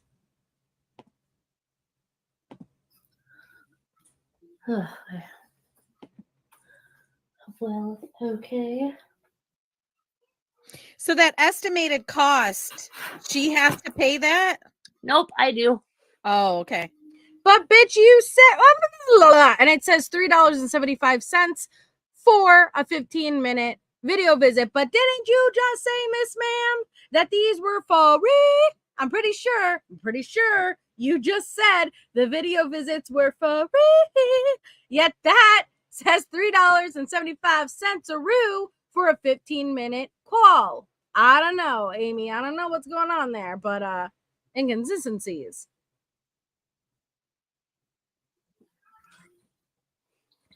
Actually, I don't look okay. My face is no all broken idea. out hives today for some reason, and I can't figure out what caused them. I had no idea that they even do this. And my arms broke out in hives too, actually. Like I said, I want to be a private investigator, so I scoured the ends of the internet until I found this kind of stuff. Until you found what type of stuff? You just happened to land Letecia Stauch, who didn't at all think in her own best interest. You just got lucky. And when I say lucky, not everybody wants to be in this position. But you just happened to you didn't have to go search for anything. She told you just got done telling the damn story, Amy. She told you, give me your email. I will put you on this web thing. You didn't have to search for shit. But look how excited she is. Private attorney, my ass. Good for you. All right. How long into this does it actually start? Let me see if I can blow it up. Can you see it on the screen? Because I've got it on the screen. Yeah. Go ahead and fast forward a little bit. You keep going. Keep going. Keep going. Oh, thank you, Melissa. There we go.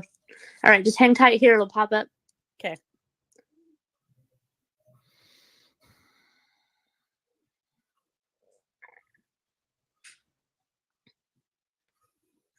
Prepare, guys. And to anyone who may watch this afterwards, please don't judge my 2 black eyes, my broken nose. I had a seizure last week. I told you guys, all right? And we're not gonna judge. Trust me, there's a lot I could judge aside from the eyes that are black. But she says she has dual black eyes because she broke her nose after a seizure. I'm not gonna say that that didn't happen. That's what she says.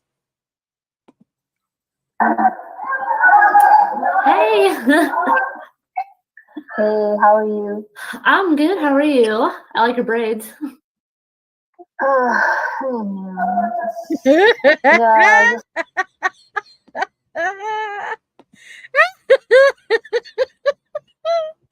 Tisha! What you doing, Tisha? Look at her hair. Oh, my dear Lord. Oh, my dear Lord, Tisha. Tisha Lynn, what's going on there? Thank you so much, Kim. That's very kind of you. Thank you. What's happening? What is happening there? Do you know how long it would have taken? Her hair is long, so you guys know how long it would have taken to braid that hair. But my Lord, my Lord, Tisha. And not only is her hair braided like that, half of her eyebrow is gone. You can't tell right now because it's hiding behind one of the braids. But when that braid swoofs and moves, half of the brow is missing. Okay? Oh, God. just had to do them again because they made me just put them in this little one. Yeah. But I can't take them apart because the ninjas came in my room and they were just like I had to do like all these karate moves with them and stuff because they were like telling me about snitching. So they're like, snitches, what happens to them? They have to pull down their britches. She had to do a whole bunch of karate moves because ninjas came in. And they said, you know what happened to snitches? No, not they get stitches. They have to pull down their britches. I don't know what a britch is. I don't think I want to know in the context of this. But okay, Tisha, okay. Now when they pull down their britches, yeah, they were like, they become bitches. And then when they become bitches, they get stitches. And then after they get stitches, they end up in ditches. And then they were like telling me. We actually, so we know Letecia likes to repeat the same stuff. She wrote that in one of the letters, if you guys remember. That snitches get stitches, end up 6 feet down in the ditches, remember? Like, we told you this before. You have to go Google it. What happens if people who end up in ditches? So I just am like, okay, I'm not going to be a snitch. Just leave me alone. And so I had to get rid of the ninjas. So they let me braid like this, and then that was that. Was this yesterday with everything that happened? So yesterday, last night, and then so they came today and was like trying to put these like leg braces on my legs. And they were the transport people, and I was just like asking them why. Was it because the ninjas had sent them or not? And they were just like. So the transport people came to put her leg restraints on. And she asks, is this because the ninjas sent you?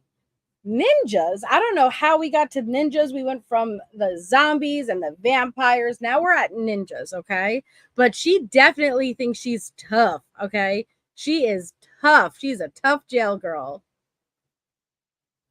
No, we're getting it ready for your trial because the jury will be behind you. They're no longer going to be in the jury box due to COVID. So we don't want them to see you tethered to the desk. Yeah. And I was like, I'm sitting there like, but I'm not having a jury trial. And then they were just like, I was like, what are you talking about? Do you know what month it is? And I was just like, I'm so confused. They did not ask that. Just because you turn around and say, hey, what are you talking about? I'm not intending to have a jury trial. I'm trying to have a trial by judge. They didn't turn around and ask you, are you okay? Do you know what year it is? We hear Letecia say this every time, that they're always asking her, are you okay? You're going crazy today. You're insane. That's not, come on. That's not how the conversation would play out. Confused. But they just send you because then you just did. But you just had to send them to do that. Like, why else would they do that? Like, why would the jury people be sitting in the audience? I said, that's weird. Yeah, I mean, the COVID thing makes sense because that has changed like the layout of some court settings. But that's not, I mean, that's not for a while out. 1, 2, you said you're not having a jury trial? No, I don't need one. Yeah. Spoiler alert, she did have a jury trial. Yeah, it's crazy. But oh gosh, so yesterday, okay. Yes, fill me in more on that. Yesterday they made me leave because the ninjas, they were downstairs. And so I told them, I was like, I need to like finish out this phone call. We'll make this phone call prior. They just kept going and going and going. So I just finally just went in my room and just shut the door. And was like, they wouldn't stop at all bother me, you know. And so I did that for a little bit. And then I have to tell you, I hate this dude. So he never even, okay, do you know him? Do you know who I'm talking about? His name is Albert. I used to be married to him. Yeah.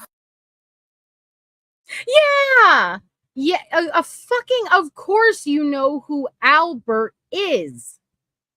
But here is Letecia, Laquifa, trying to put on her crazy act as if everybody in the world does not know who Albert is. Okay? But go ahead, Tisha.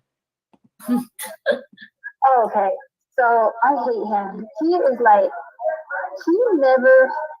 there was like saying something about, oh, I'm supposed to check these guns in the safe or something. We don't even have a gun safe. We've never had a gun safe. You know how much I hate him. He's so irresponsible. He would keep his gun by the bed in a zip thing and then pretend like, oh, no one knows where it's at. It was zipped in a zipper. Everything else was like where it should be. Even mine was locked in a jury case. Yeah. I hate that dude. He is just so full of shit. It's not even funny. You hate that dude. You murdered his child. But you hate him. You hate him. I'm sure you... But yet, even after murdering Gannon, you wanted nothing more than to be with Al, right? You could not stand the feeling of rejection because he didn't want you. He left it with no safety beside his bed at all times, wide open for anybody and their mama to know where it's at, and then try to pretend, no one knows where it's at. It's beside your bed. You know what I'm saying? Yep. Is it big or small? Like, could he like hit it under the mattress, or is it like? And I was just like sitting on like, you know how you have like night tables? Yeah. And then you put like say you put like clothes on the night tables, just sitting on the clothes on the night table on that side of the bed. Yeah. No. I think she was trying to open the door, knowing that she shot Gannon, right? Open the door to the being irresponsible with the gun, and it was accessible to anyone at all times. And I just like, you know, started freaking out because I told the ninjas, I was like, I wish I could send y'all there to where he's at, because he does not know how to take his weapon and keep it safe from anyone. Yeah. He's the one who doesn't do that. And I, you know, like kept miscounting them because there was so many. I couldn't keep up with how many was there, you know. And I'm like, he's such a liar. Like, I just want to be able to like send the ninjas to where he's at to like kick his ass. You know what I'm saying? Because he's lying. So she wants to send the ninjas to Al's house to kick Al's ass. Ninja kick ass. Hi, Lee.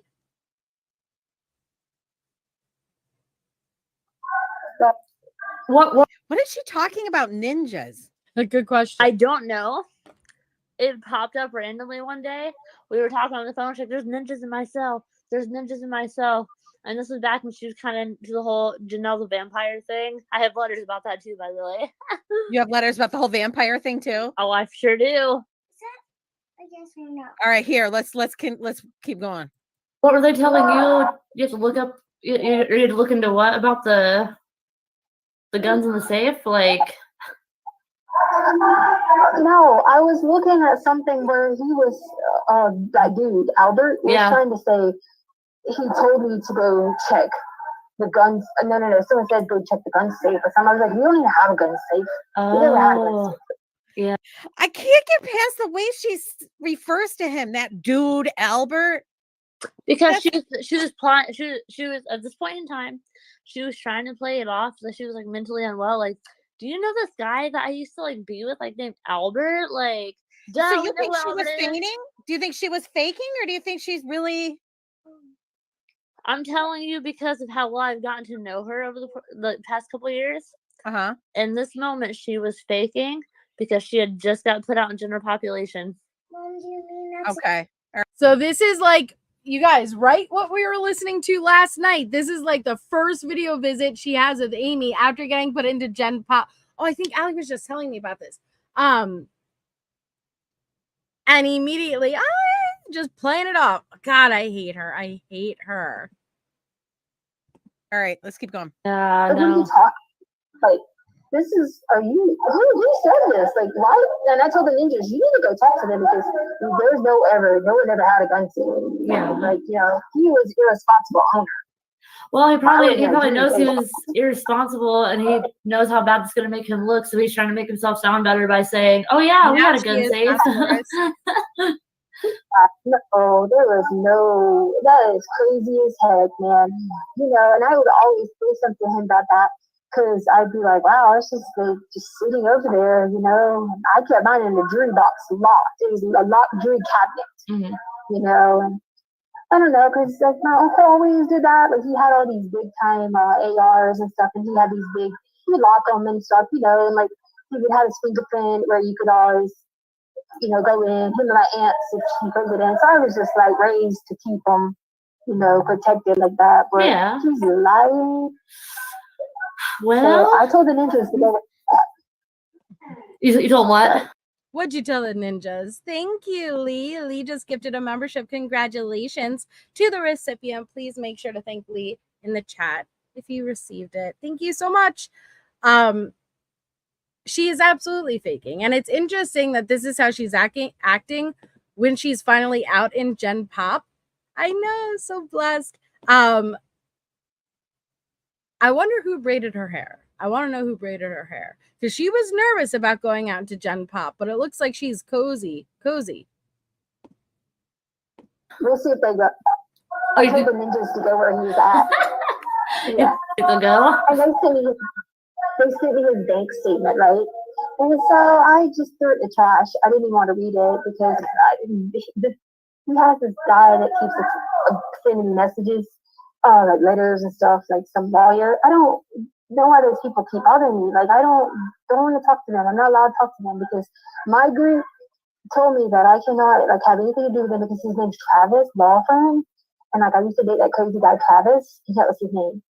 So like I can't. This dude won't stop harassing me. You know. I don't know if you told me about him. Makes Who's Travis? So the law firm, and I think that this is what it was. I think the law firm Al used, if I'm not mistaken, and please somebody correct me in chat if you know, I think the law firm Al used for the divorce was Travis Law Firm. And then Letecia's trying to make the connection that it's her ex Travis. like Travis, I used to date Travis before I got married, and he was a very good guy. We played softball together and traveled and stuff, but he ended up having a drug problem, and like I don't do drugs. Yeah. So once I found out, I just was like whatever, and he would stalk me, kick my house door in, tried to I had to move. So bringing in that abusive history with an ex, at this point it is Travis kicking her door in, being abusive to the point where she had to move.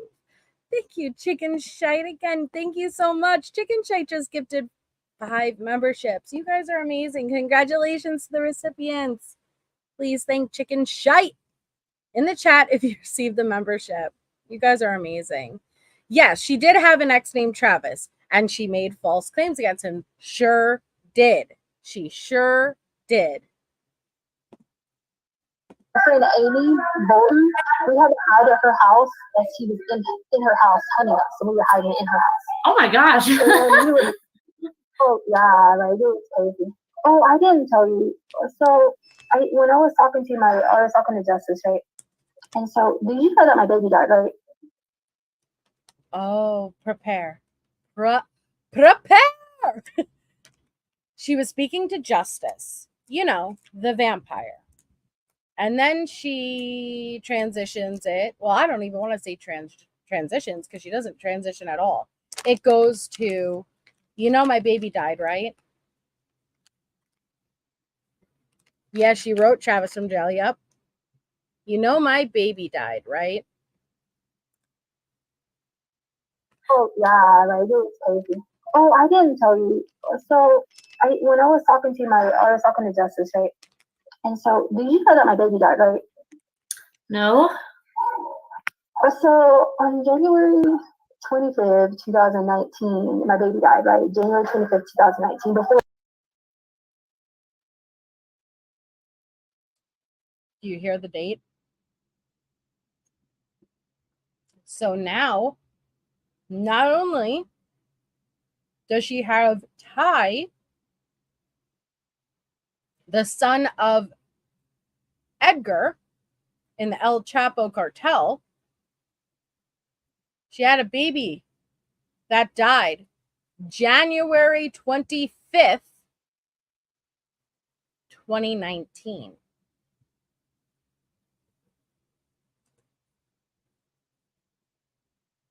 Right. No. So on January 25th, 2019, my baby died, right? January 25th, 2019, before they brought me here to this concentration camp. Mm-hmm. My baby died. So like that was like the 5th baby that died because like they always just be like, oh, you know, the heartbeat stopped. So I just got back from a cruise and I went to the doctor and they were like, no heartbeat again, which is that's the 5th time to have a miscarriage. Now we heard about this. Yes, Elena. We heard about this. Defense even put it forward at trial that Letecia had this history of miscarriages. I cannot tell you for certain if she did. I could tell you no medical documentation that I know of was ever put forward. But and I'll say this as respectfully as I can, Letecia strikes me as the type of, if she feels the relationship is rocky, I will claim pregnancy. She doesn't really strike me as the type. We saw her do it. She claimed to be pregnant after she murdered Gannon. It's a manipulation tactic to keep the man in. Eventually, you're going to have to either be pregnant, right? Or you claim a miscarriage. That is what I think she did. 5 times, I do not know. But she showed him, she told Al she was pregnant with twins in Alaska and showed him fake sonograms. And then once a month, 2 months, 3 months, first trimester passes, and you're not indeed pregnant, the route you're going to have to go is miscarriage. So I just got back from a cruise and I went to the doctor and they were like, no heartbeat again, that's the 5th time to have a miscarriage. And so I had to have the miscarriage in the bathroom by myself. But you know what I was thinking, like, if you could take somebody's heart that didn't need their heart, could you make it work and make the baby work and all the babies could like live, you know? But so I was talking to them about that. If I could have done that, that might have like made my baby live. You know what I mean? Yeah. No. Amy, did you just say yeah? So if you take a heart from someone who doesn't need their heart and put it in the fetus that you're carrying after it already passed, you could bring it back to life. And Amy, you say, yeah? But here we go again. They push this forward, and we've heard Letecia talk about it at the time of these calls. She believes she could bring someone back to life.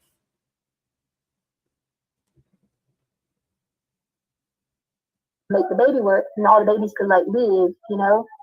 But so I was talking to them about that. If I could have done that, that might have like made my baby live, you know what I mean? Yeah. But it didn't. Was this baby between you and Al, or? Yeah. Yeah, I lost one when we got back from the Dominican before I started teaching 5th grade. And then that was like the 3rd or 4th, I don't remember.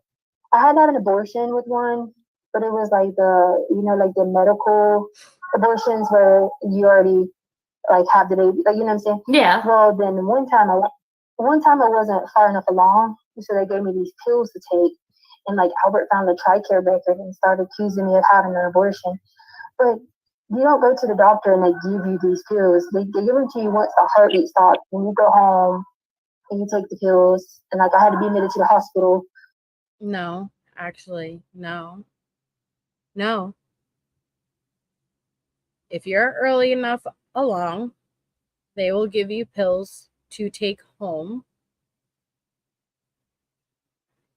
to have an abortion. It doesn't always need to be a medical, I don't want to say a medical procedure because that, I guess it counts, but it doesn't always need to be surgical. It is not guaranteed that the fetus does not have a heartbeat for you to get those pills. That is not true. They will give you a pill in office, and then you go home and take the second pill. And then usually you come back after X amount of days to ensure you passed properly. Because I bled so much taking those pills, so I never wanted to do that one again. I just said I'd wait and do it naturally. Sure. So when I lost the next one on January 25th, I had to have it, like, I had to, like, naturally lose the next one because I don't want to do another DNC or another, pill for, you know what I mean? Mm-hmm. So. That was that. But so let me tell you the excuse why Ty hasn't been. Do you believe her that she had multiple miscarriages? Absolutely fucking not, because when she was dating that Travis Shelley guy, Mm-hmm. one of the plays that when shit would hit the fan and they would break or be on the verge of breaking up, her first go-to thing would say, "Well, I'm pregnant," and come up with fake ultrasounds. And remember, I told you guys, I think Letecia's really a current day depiction of these female killers, because I've seen so many women do this. I've seen a lot of women do this. I wish it weren't true, but it is. Where they will claim they are pregnant when a guy goes to break up with them or shit gets rough to trap them. Don't become desensitized to that. Any guys out there watching, if you're with someone who's willing to do that, leave. Run. Fucking run.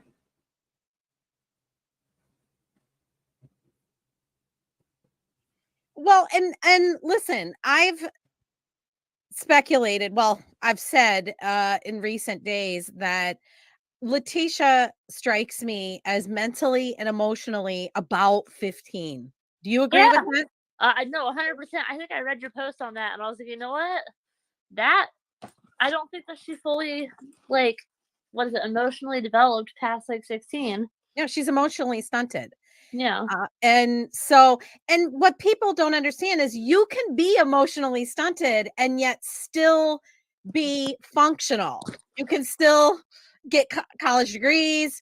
But like Dr. Dorothy rightly pointed out, her doctorate is from Coursera. It's like this online thing, which I'm not downing at all. Like I've considered doing it myself, right? Yeah.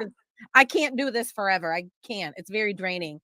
Girl, But tell me about it. hey, you know what? Let's be PIs together. You tell me when you're ready, and I'll do something too. My mom told me the other day, she's like, you just need to stop what you're doing and be a PI, because that's where you shine, is figuring things out and plucking information out. Girl, I'm like, you know what? so glad that I have your number now, because I'm dead serious. Like, you Let's and do I it. make one hell of a team. I think so too. Vernon, Shirley, let's go. All right, so we're gonna get into Travis, okay? Mm-hmm. So we're gonna kind of back up into that in a minute, but I think she's mentally and emotionally 15, and that's what some 15-year-old girls do. They fake pregnancies to keep guys with them. It's a very immature. Yep.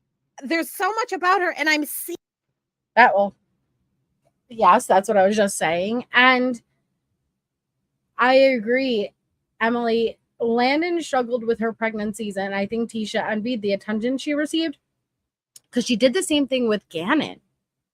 All of the stomach issues and stuff Gannon struggled with, we saw Letecia mimic. And so, yeah, it seems like she knows what gets attention, even if it's not positive attention. And then also with being emotionally stunted, I agree with that. That's why she's always competing with Harley, and she thinks she is among friends with Harley, and she's the cool mom, right? No, but you're not. Seeing it, like, this is wild that I'm because I'm seeing this. Even her, I realize that you're saying now, well, a lot of this is feigned and faked, but not all of it. I mean, you can see her body language, and I hate judging body language, Thank you, but Abellas. the way she says things and the way she acts is just extraordinarily immature. It's very, very stunted. It is, but like, in the same token, does that fall into like the fact that she's very narcissistic?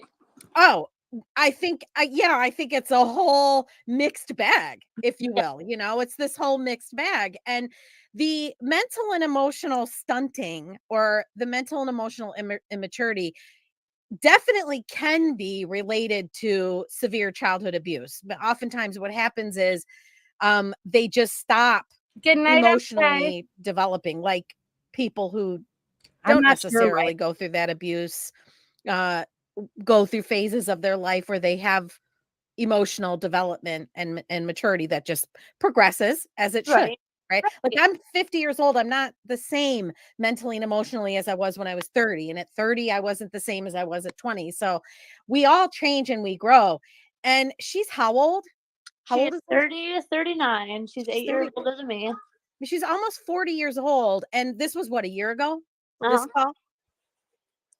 So closing in on 40 and, you know, has the demeanor of a teenager. All right, let's continue. in the school. Yeah. They say because it's spring break, but you should know this like I do. Most Florida schools do not do spring break, or they do like 2 or 3 days because they get out early May. Yeah. So they don't do spring breaks. And his school district does not do spring breaks. So that's a lie.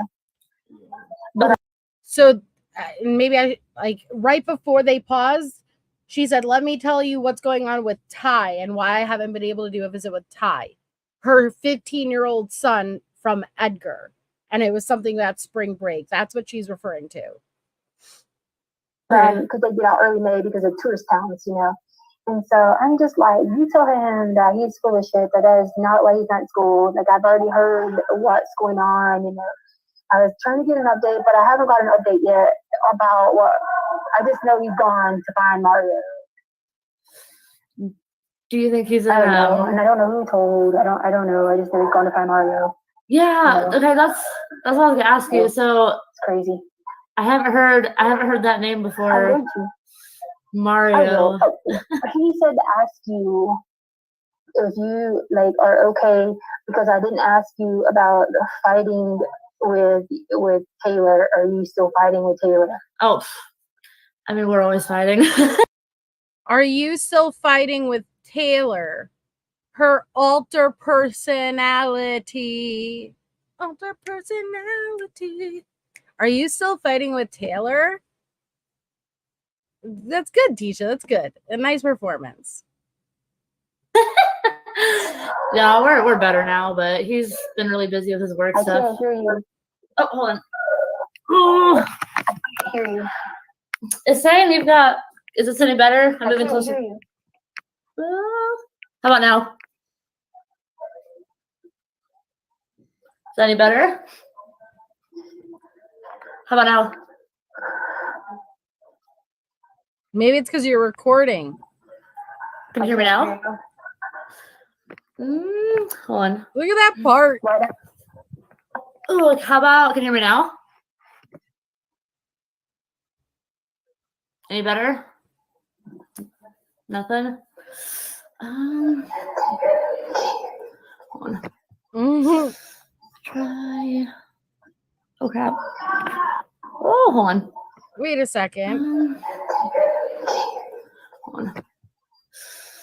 Try. Just want to pause there.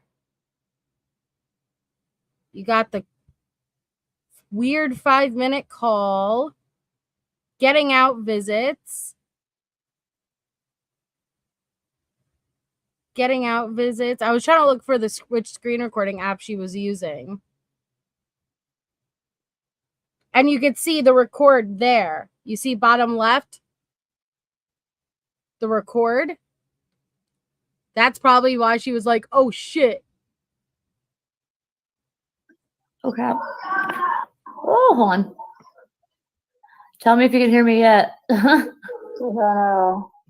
it Okay, is. hold on. You're sharing your screen. Screencastify. Screen video recorder is sharing your screen. Miss Amy. Miss Amy. I'm turning my Wi-Fi on to see if that I will. helps. I'm going to do this if you just give me a second. Stop. These ninjas are just. How about now? I know. I don't understand. Do you see her I talking? can't hear nothing People you're saying. already- So I don't know. How about now? Yeah. Yeah. Oh, then They it come through? timer. Yeah, I don't know. It's showing me you have one bar of signal, but no, I forgot what I was gonna say. Shoot, I lost my train of thought. Yeah, I put your name. They're gonna send all your email Yeah, they said put your name on the email, and on the email you will get to be able to like click the link. Everybody's gonna like 5 people is going to watch the video, and I'll just tell everybody what the video says. But I just put your number. Watch what video? Watch what video? Good night, Kimberly. I hope you're not talking about that video. On there. Awesome. So if I put that on there, it says. Oh my god. Yeah, no, whatever is on there, it will stay between me and you. That is it. But will it? Miss Screencastify recording, sharing your screen, and now playing it for Critical K on our Patreon. Will it stay between you and her, Miss Ma'am? I don't think so. Huh. So is that the end? Oh man. Yeah, that's the end. So is that pretty consistent? Is that pretty consistent, her demeanor in most of the calls you had with her? Oh, you muted yourself.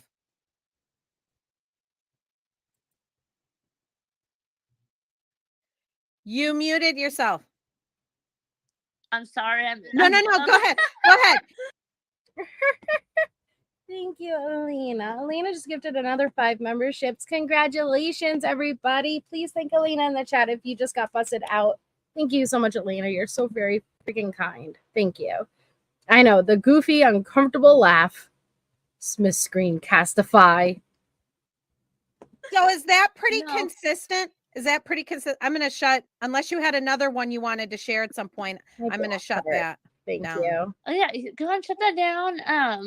Go ahead and is that pretty consistent with her? Is that pretty? Was her demeanor pretty consistent in each of those video calls? Not in every video call. I'm telling you, we probably video called each other 200, 250, 300 times in the course of our relationship. What? Yeah. And sometimes it was just like, hey, how's it going? Like, how was the jail? Like, she'd tell me stories about people in jail and like, commissary stuff and stuff like that. And I tell her about, I'm just at home today trying to get my schoolwork done and blah, blah, blah. And then there was one time that she called me and I forget like the dynamics behind it, if you will. Mm-hmm. It didn't sound like her, but it was her. She was like, this is Taylor. It was something really effective. But I'll have to go back and look because I have so many recorded on my Google Drive. So I'm going to end up sending a bunch of those to you so you can. If you can find, if you can find that one, I would be interested to see that one. So what I think you're saying is she was pretending to be Taylor. Yeah. Okay. Dude, is she still? Does that surprise you? I can't wait until Allie and Benny get to that call. Keep a lookout for it, guys. That she all of a sudden turned around and was like, hey, it's Taylor. Hey, guys, it's me, Taylor. Amy would benefit from a haircut. Me says Mom. Still there in that facility? Yes, for now. Okay, for now. For now. She wants to go somewhere else, though, right? Where does she want to go? She wants to go to like Los Carlos or something like that out in Pueblo because they offer really good treatment for people who are mentally ill. Uh-huh. Which honestly, I wish the same for her. Yeah, I think what do you think her chances are of going where she wants to go? That's where it gets tricky because the only people who get to make that determination call is the judicial assessment center. Once she gets taken out of El Paso County Jail, they take her to like a processing. Yeah, it's kind of facility where they're going to determine what level she needs to be put in, what she's going to need to be taken care of, like when she gets there. So we probably won't know where she ends up going for about a week or two. You think that'll happen within the next week or two? I would bet money on it. Where do you think she's going to end up? Don't bet money on anything, Amy. Thank you, Roro. Roro just blah, blah, blah. I put a sour strip in my mouth, and so I apologize. But Roro just gifted, no, oh my God, I can't even blame the sour strip on that. Roro just sent a super sticker. Thank you so much, Roro. I finally got it out. There we go. Ooh, that was sour, but it was good.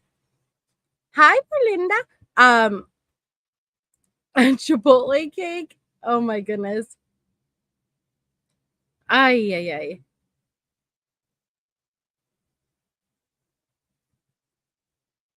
Yeah, she's basically a parrot. Yep, you're right.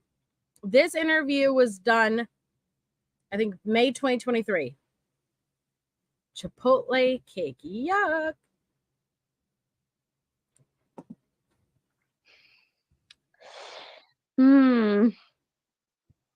I would love for her to go to this. Is it San Aw, but Carlos? thank or you, whatever? Roro. I think it's San Carlos. Yeah. I would love for her to go there.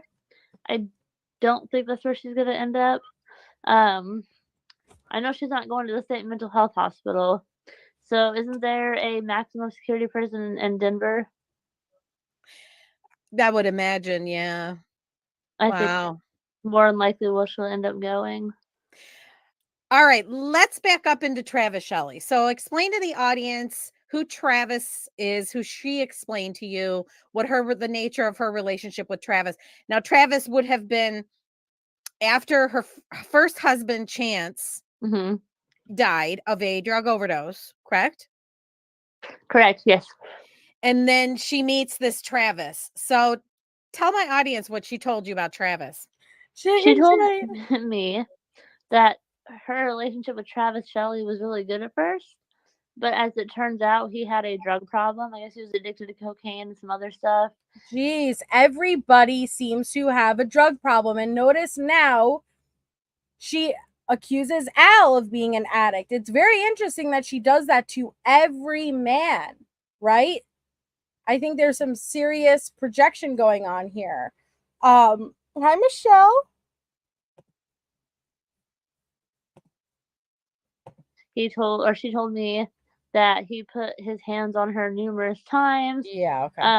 It's been so long since I've heard the story, but I know for a fact, I believe that they're in an apartment.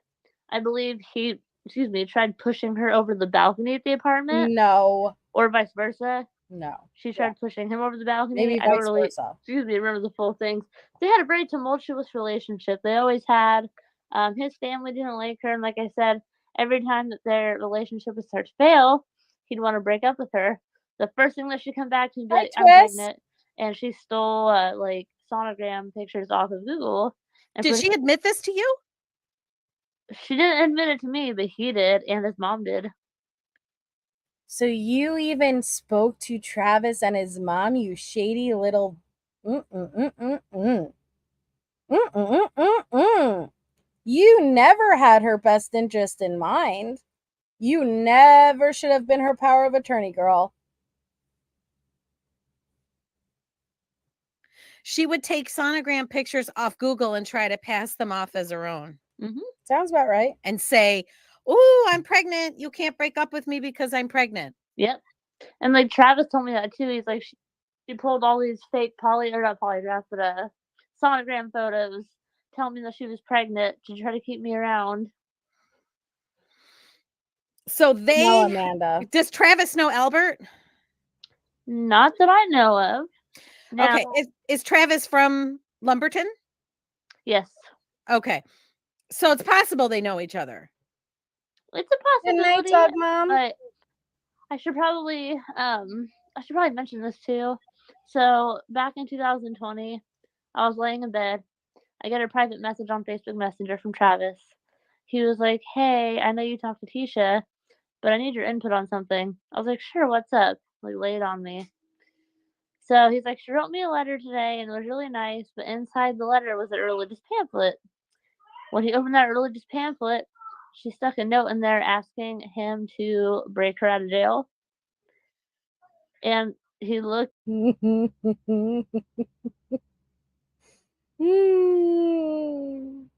was a really nice note.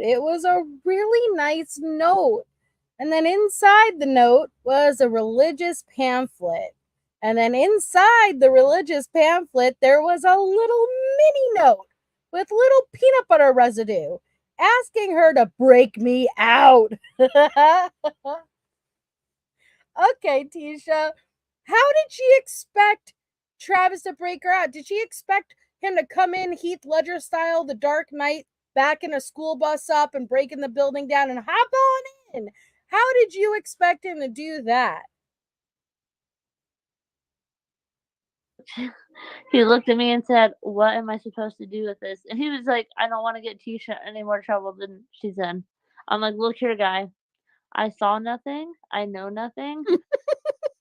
And, like, however you choose to handle this, that's not going to affect my friendship with you." And then not even 2 weeks later, she got busted trying to solicit that other inmate to get her out of jail.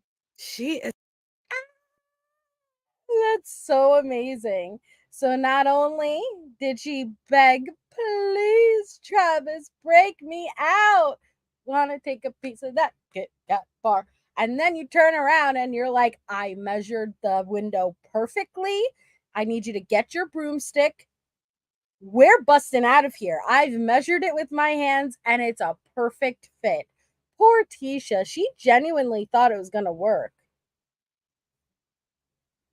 Is something else. She's really, I mean, okay. So she breaks up with or Travis breaks up with her, or whatever it happens, and then she gets into this relationship with Albert. Mm-hmm. What did she share with you regarding the relationship with Albert and how that began? He was a habitual cheater, that he had a drug addiction to opioid medication.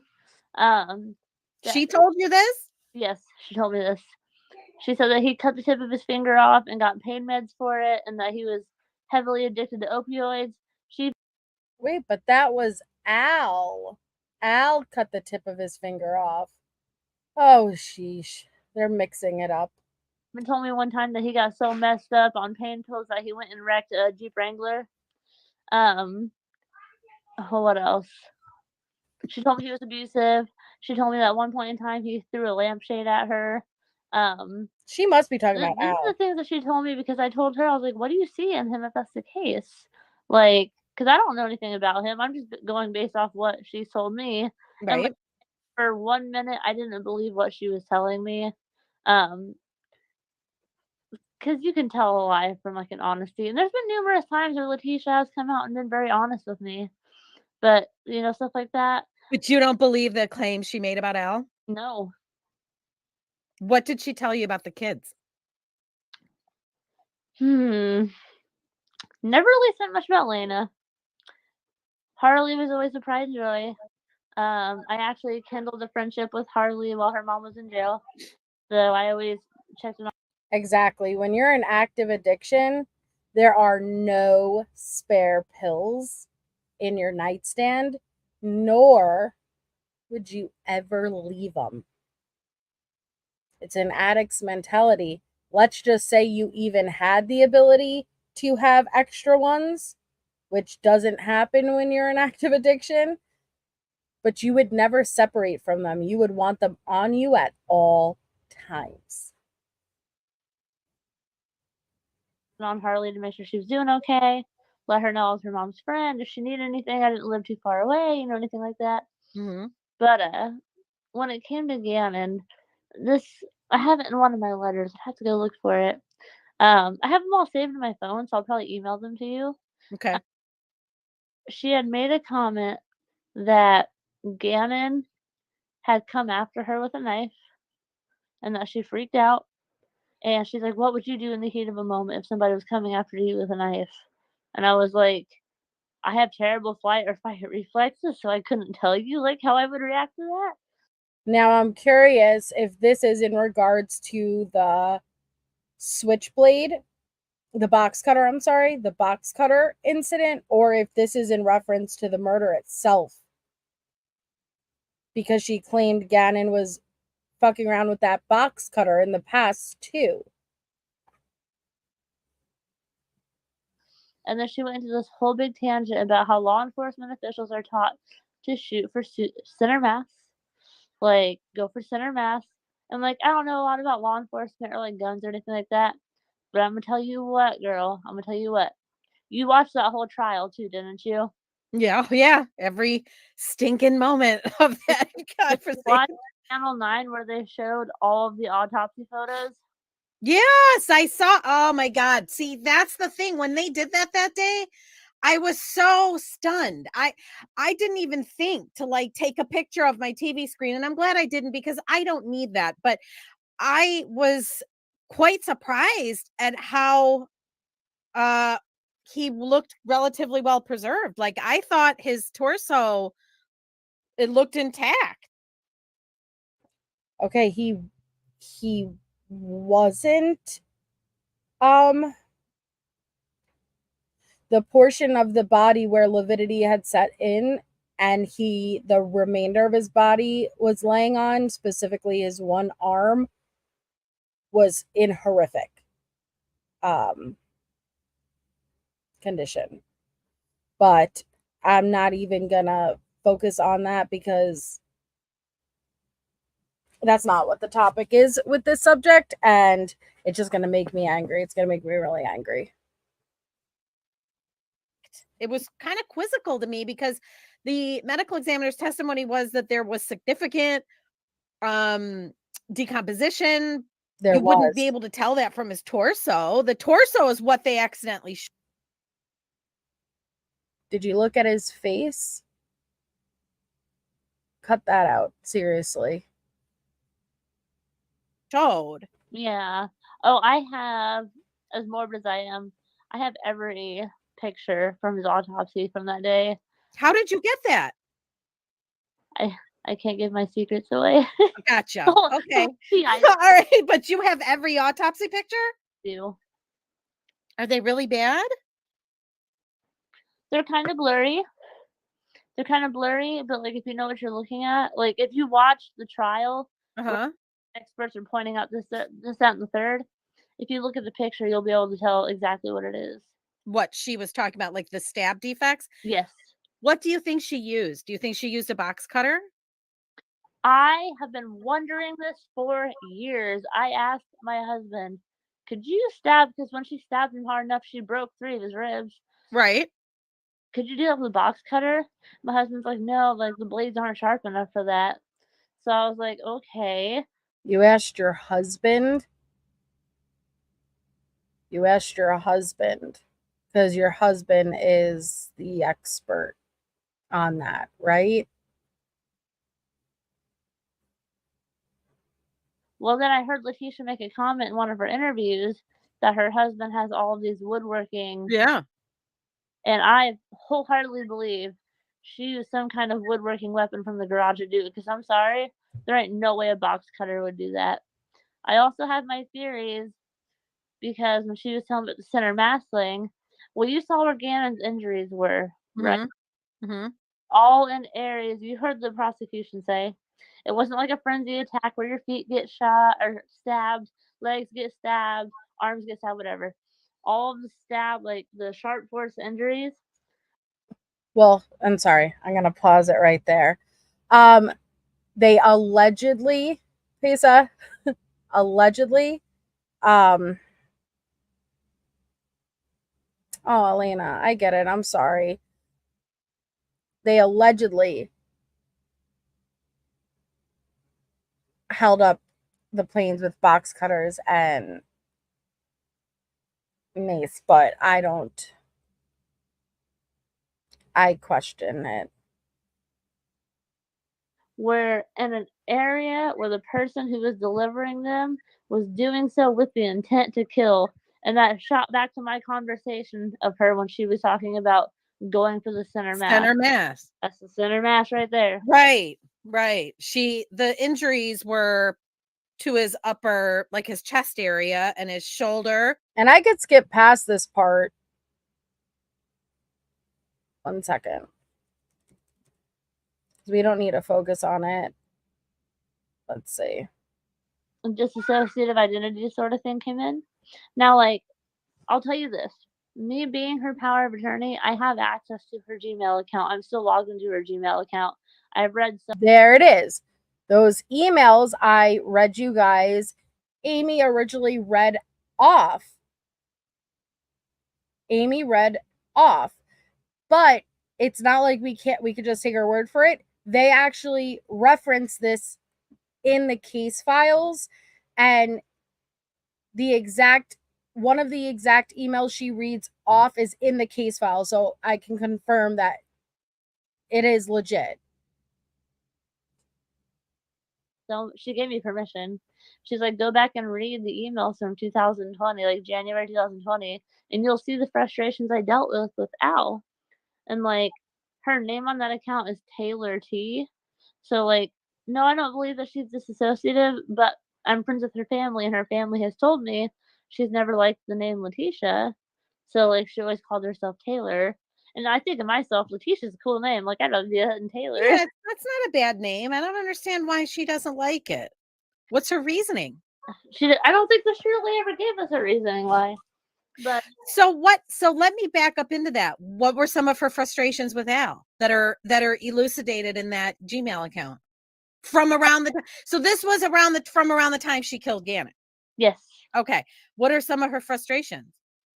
So this is about a 5-day thread of them going back and forth where she was, I guess, trying to start a new job or wanting to start a new job, but she felt like she couldn't because she always had to watch the kids because Al was too busy doing his work stuff, and when he wasn't working, all he wanted to do was play video games and ride bikes. And she was like, you never helped me, like, go get groceries. You never helped me do this. You never helped me do that. And I can, if you like, I can send you the screenshots from the email so you can read them firsthand. I would love to read them firsthand and kind of gauge myself. Yeah. Because this is an eye-opening thing. Like, what was really, because we've heard all about that she had these frustrations, but we haven't necessarily heard about them specifically in any great detail. And this isn't to disparage Al. I mean, come on. I play video games. You play video games. I like my downtime. We all like our downtime. Yeah. But it sounds like some of these complaints are pretty stereotypical. Like, I mean, this is pretty typical, right? I mean, a lot of women have these complaints. Let me ask you this. Would you I know I have the most annoying voice, and you have to forgive me because my nose is freaking broken, so I sound stupid. Would you like for me to read some of those emails to you? Yeah, go ahead. Break them out. Let's go. This is where she why not? This is what we're here for. Yeah. Break it out. Let's hear. I want to hear specifically what her grievances were, if you will. Yeah. I'm gonna disappear for a second because I have to pull up Gmail. Yeah, go ahead. You should still be able to hear me, okay? I can hear you, yeah. Yay. Okay. It's so weird that she had free access. I've had this iPhone for like a bazillion years, and I still can't figure out how to figure it out. I know. I still have I'm terrible with some of the techie. Girl, you know how excited I was the other day when I texted you and saw you had an iPhone too? I was like, yes, to my phone. Right.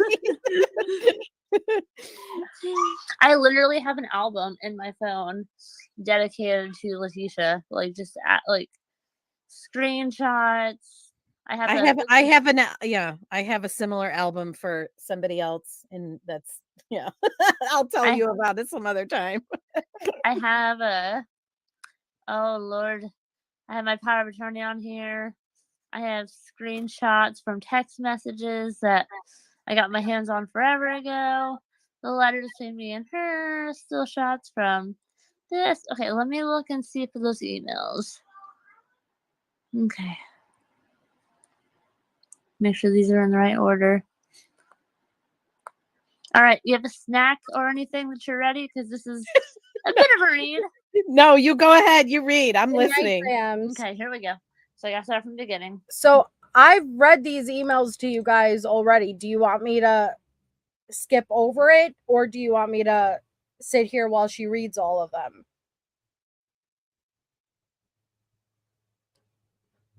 Adios, pizza. Thanks for being here.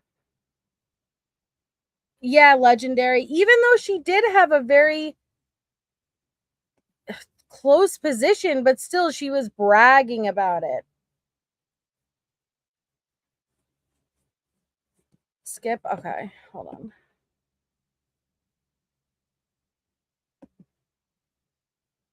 Let's see. I am the reason you get to work the job. J Lord. Okay, so basically, and I've read them before.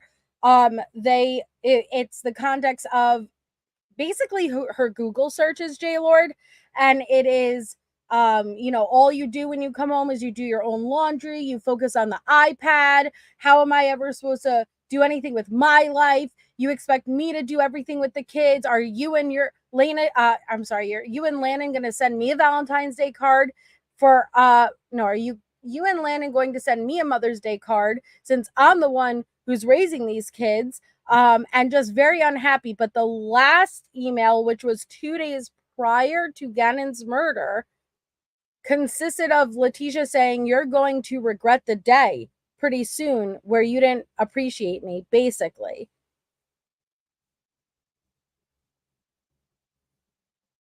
No, it's not just mine because I'm married to Still you. reading If that's them, the case, okay. what's your excuse for do not see eye to eye on a lot of things? Still reading them.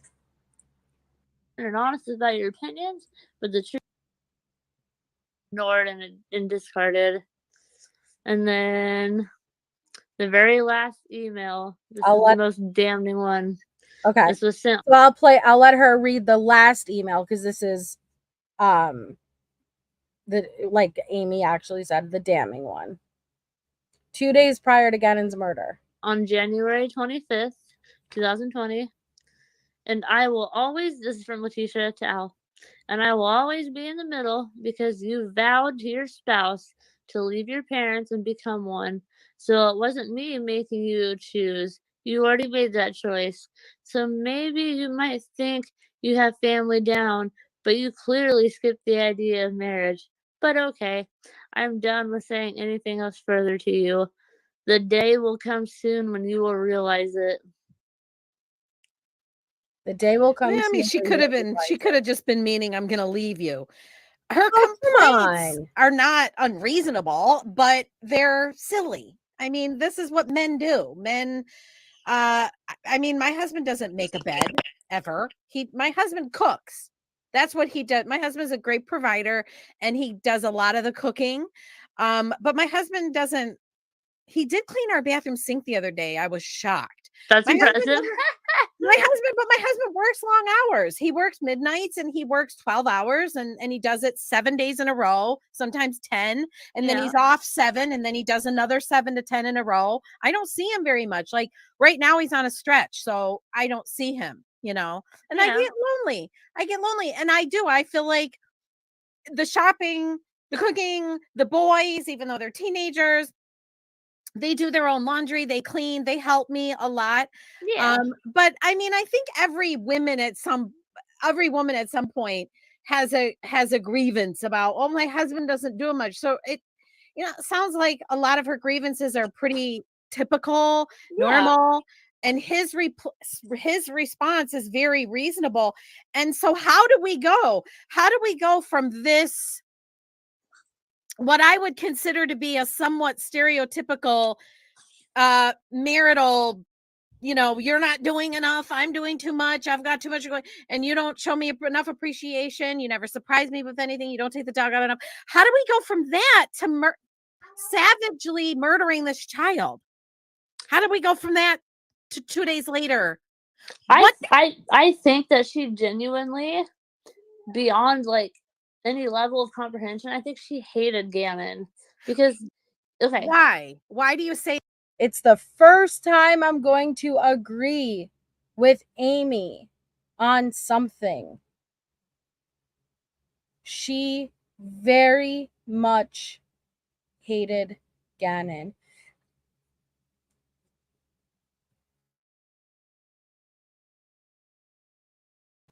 I don't understand why. He seemed like a really, really good boy. A very sensitive boy.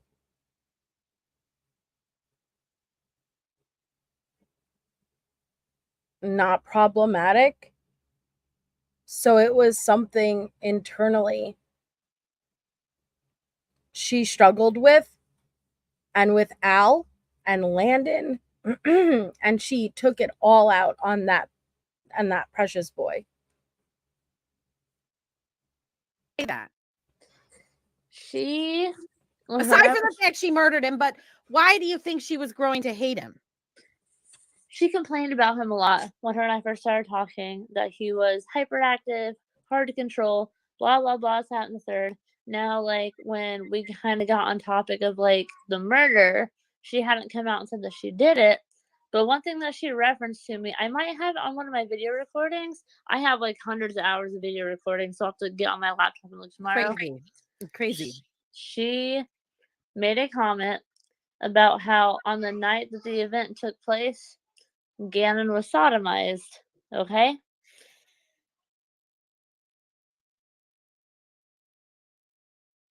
That's horrible. That's horrific. Not the first time we've heard it. We've heard Letecia put that out before. I'm not going to even entertain it because it's horrific. And I sat here and I told myself, I looked at my husband, I was like, she's been pretty honest with me up front, but I don't think she's blowing smoke up my ass with this one. And then the trial came out, and I'm sure what you heard, The enema. the regular enemas, like not just one or two here or there, but like enemas on a daily basis. Like I've had a reason to believe for months now that she had been sexually assaulting him. And when she made the comment to me about sodomy, and then that came out on trial, like that just confirmed my theory. But did Al know she was giving him these enemas? To my understanding, no. So it was just her and Gannon's little secret? That's that's the only information that I have. I could be wrong. Because everything I thought this interview was before trial, but I guess it was after trial. So I apologize for saying it was before trial when it started, but clearly it was after trial. am like a super sleuth. I've gone all over Facebook and no man's land trying to figure it out.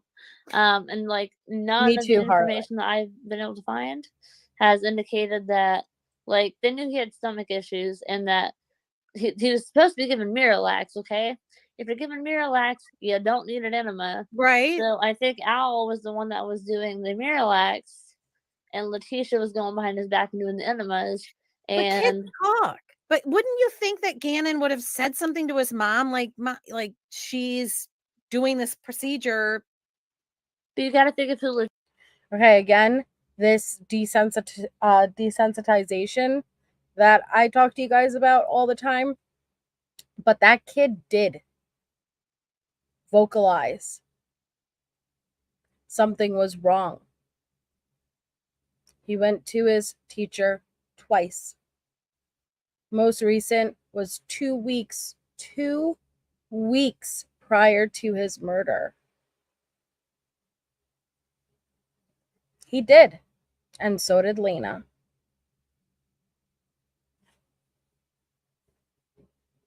Letecia is like, you know, if I can satisfy my indifferences towards her, she was terrified. Like she could be terrifying.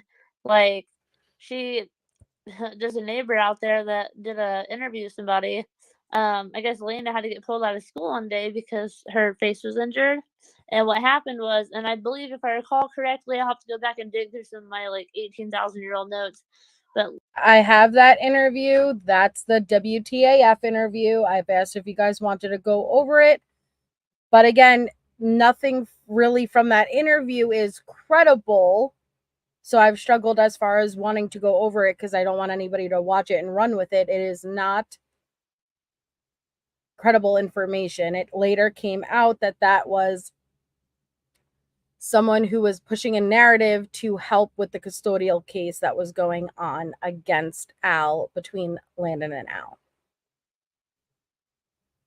Letecia and Lena got into it because Lena didn't put her clothes in the right hamper.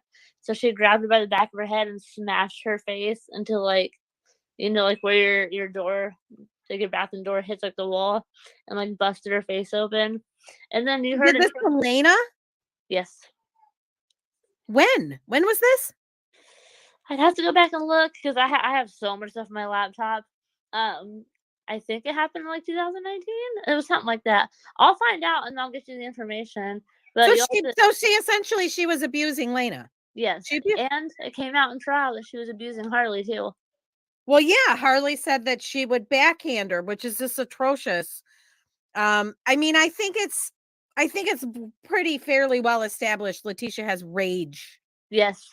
She's filled with rage. She has rage issues. Where it's coming from, I mean, I can only guess her childhood, and hopefully you can shed some light on this too. So let's go back to the night Gannon died.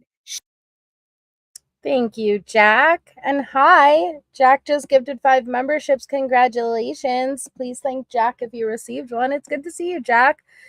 And so she's opening the door again to the night that Gannon was murdered. So, like, trigger warning, guys, if it gets bad again, I'll just jump over the parts because I don't want to get too much into that.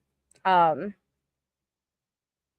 I guess we'll see. And, like, when it hits 1 hour left, I'll pause it there and we could finish the rest tomorrow because it's a very long interview. But let's see where it goes. She hinted to you that she had sodomized him that night? Or that in a very roundabout way, yes. I believe I have it in one of my letters. Because she never outright came and said, like, well, you know, this is the night he died. But it was something to the effect of, like, the night that the event took place, you know, like context clues that the intruder came in and sodomized Gannon. Okay, so let's back up. Did she ever tell you anything about the fire incident? Yes. What did she tell you about that? She told me that Gannon knocked a candle over, it lit the carpet on fire, and that was pretty much the extent of it, that she had to cut the carpet up because it was burned. But she told me that fires are a huge trigger for her because as a young adolescent, she almost died twice in a house fire. So she's like, the night I saw the house in the fire, or the fire in the house in the basement, like it triggered some PTSD in me, like, and I kind of wonder. Convenient, right? Gannon knocked the candle over, started a fire, and when that happened, it triggered some type of PTSD in me where I am not accountable for anything I did after that, aka the murder, because I almost died in a house fire. Not once, but twice. I believe she did. I don't believe Gannon knocked it over because, again, if you look at the photos, the candle would have been hovering in midair. It was in the middle of the room, basically. It wasn't next to like an end table or a ledge where it would have been sitting. It was right in the middle. It makes no sense. Like she was using that as like an excuse to justify what we would all learn later. Did she tell you at any point that she hit her head during that incident? Yeah. During the candle incident, she fell and hit her head? She said she fell and hit her head, but she didn't, like, all the detail that she went into about her hitting her head, like she gave like to the police people during the interview and stuff like that. She never touched base in that much depth with me. The most she ever tell you, no, I take that back. I'm sorry. I don't want to get my facts incorrect here. I want to say that she told me she hit her head that night. And I believe it was when the intruder broke in, when she was first trying to pull that line with me. But then it came out later that, oh no, I have a traumatic brain injury because when I was a teacher, a bookshelf fell over my head, and that's why I have head injuries. And we've heard that before too, that as a teacher, she got this traumatic brain injury, a bookshelf that nobody witnessed. Okay? It seems like she went with a million different narratives and just pushed them all together into one. She didn't know what to pick.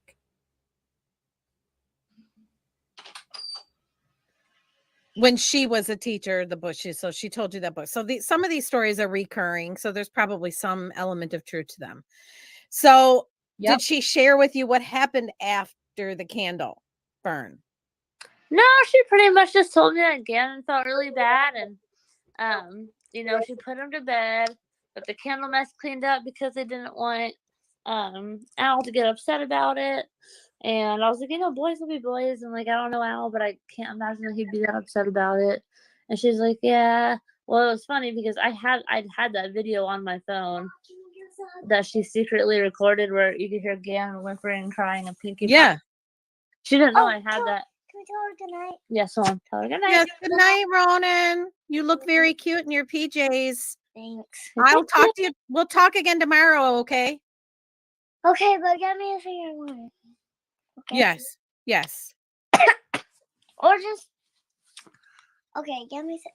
Okay, get me about like 10 elbows. Oh no, stop asking her to go to bed. So first you need to go to bed. Ronan, we'll talk about it tomorrow. I promise you. I won't forget you. Say, okay. Can I just get her phone number? I have her Yes, phone number. she has my phone number. Yes, she does. I don't know why She's children always love She's me. not gonna even remember. Yes, I will. I Of will course you totally will. remember. Ronan, I have a great memory. Okay. Look at her. She's like, You okay. want to say bye, Miss K? Bye, Miss All right. K. Bye, Miss Bye. K. Oh, please hold on. Yes, let her know. Thank But, you, girls. Okay. So let's go to that point. So she says Gannon felt bad. You had the recording. She didn't know it. No, she didn't know I had the recording. She didn't know that you had the one that she had put out there on social media, No, or that she you didn't. had. She didn't know I had that. Okay, so then what? Does she go into the next day at all? I'd have to go back and like review my notes because I don't really remember. Don't remember the day of the I'm murder? confused. Sorry, I think my husband left me. Oh, you're in the dark. I thought you left me. I just don't agree with putting I was minors telling on the my sister internet. real Tanya. quiet. I thought you left me. Minors Yeah, can't well, I- consent. Sorry, my husband's been with me through the whole thing. I think at one point he thought I was pretty crazy. I can only imagine. My husband got into the whole Murdoch thing with me. He watched the trial. I This agree. one he couldn't. Alex Murdoch trial, that was brutal. This one he couldn't do. He said he hated Letecia. He says he just instinctively hates her guts and don't want to hear her voice. And I'm like, okay, then go away. Let me do my thing and watch my thing. Okay. So did she go into the next day at all with you? Did she tell you anything about the next day, the 27th? You mean the next day of the 27th or the 28th after it happened? No, okay, so the candle incident was the 26th, right? Correct. Okay, so did she go into the next day, the 27th? Did she elaborate on? Roro, I think you have to do it from the computer, or you have to open the tab like via Safari. But when you do it on like the computer, it's the same place where you could send a super chat, that bottom right, and the option will like gift membership. Membership gifting will be there. But if you're not on your computer, I think you have to do it through the link and then open it in Safari, which could be a pain in the butt. And anything more than what we already know about the driving around with Gannon and driving here and there and then ultimately going back home with him? I don't recall. Bear with me. I feel like I should give this as a caveat. I had a full-blown stroke in 2021. That's what you told me. Yeah. Yeah, so my memory is like hit or miss, which is why I keep all these notes.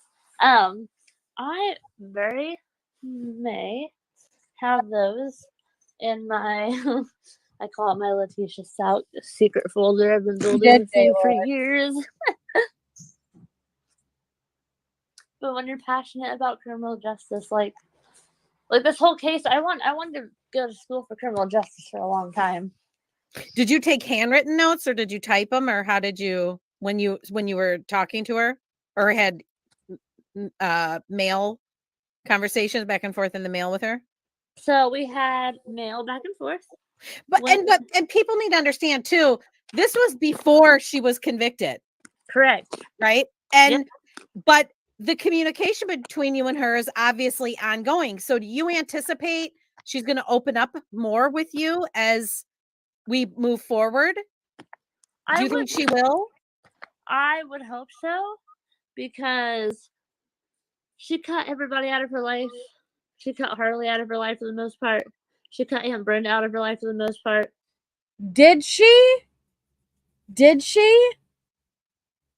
Or did they cut her off? Did she? Or did they cut her off?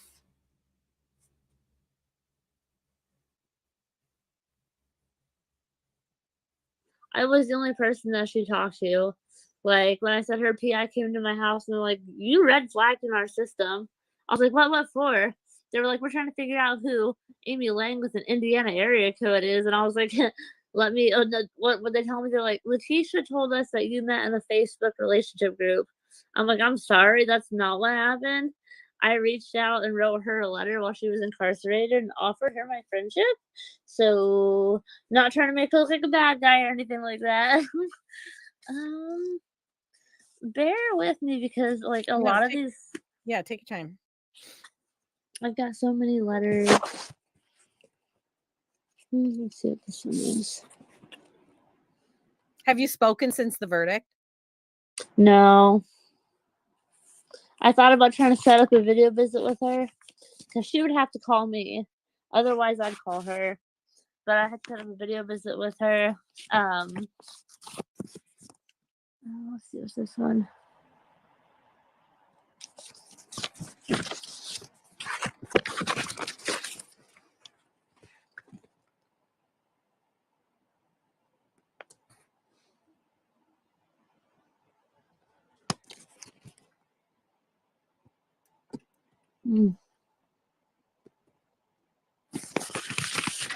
A lot of these are talking about being an organized crime. Organized crime? There was, at one point she said that she was involved with Emma and what's his name? Emma Guzman or something like that. Emma Guzman. Do you remember when, okay, since you followed this since the beginning. Yeah. Do you remember when they posted billboards up? That's what I was thinking, Harlan. Seeing this lady in this car on this day in Florida. Yeah. Because no one knew she was there. Oh, let's see. One of my letters from her, she mentions throwing the suitcase over the bridge. That she did? She did. I'm trying to find it. She mentioned throwing the suitcase over the bridge? Mm-hmm. I just have so many damn letters. Like, one of these letters from her is like a full blown like fucking mental breakdown. Really? Oh, I'd like to see that. That's what I'm trying to look for. Let's see. Did she ever express to you jealousy of Landon? No, all she did was talk shit about Landon. Like, the way she does her makeup. Like, she's a terrible mom. She's a drug addict.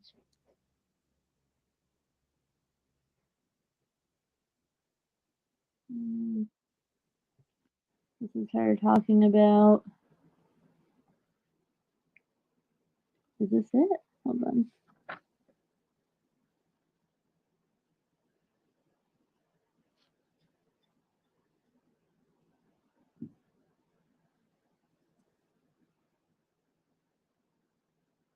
She does seem like a bit of a storyteller.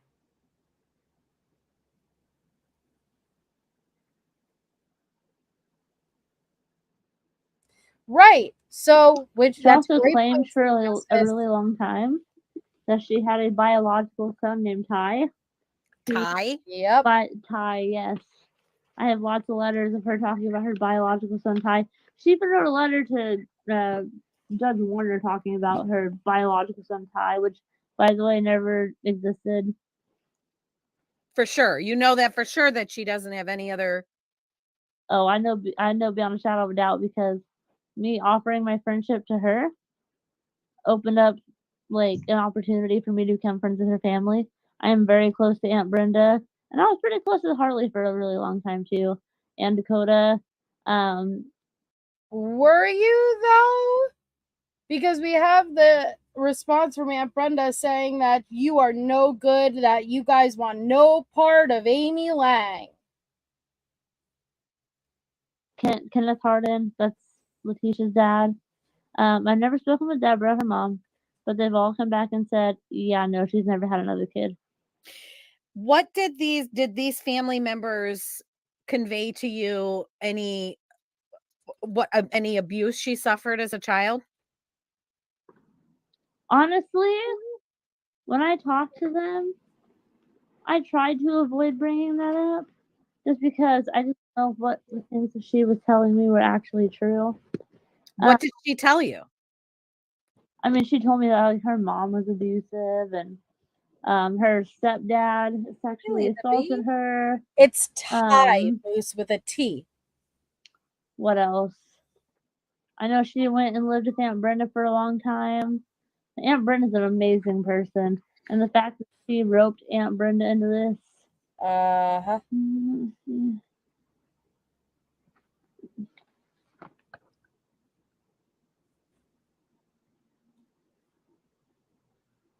Well, Edgar. There's like 50-something minutes left, and since it's just such a long pause, I guess I'll stop it there and we can finish the rest tomorrow. But sorry for not being able to put up a trigger warning when she got into the Gannon injuries. I haven't watched this since it first originally aired, and so I don't really remember all of it. But I should have been able to give up a trigger warning, and so I apologize for not being able to do that. But what we can do is tomorrow finish the rest of this and then pick up with the calls. So it's right around that same time frame. And I'll pull up what Aunt Brenda said about Amy because I have it tomorrow also. So I'll pause it there. Thank you everyone for being here. You guys are so very appreciated. You're an amazing group of members, even if you're just a subscriber watching behind. Thank you so much for all of the support. I hope you all have an amazing rest of the night, and we will continue off with this tomorrow. So I will see you all then. And thank you to my mods.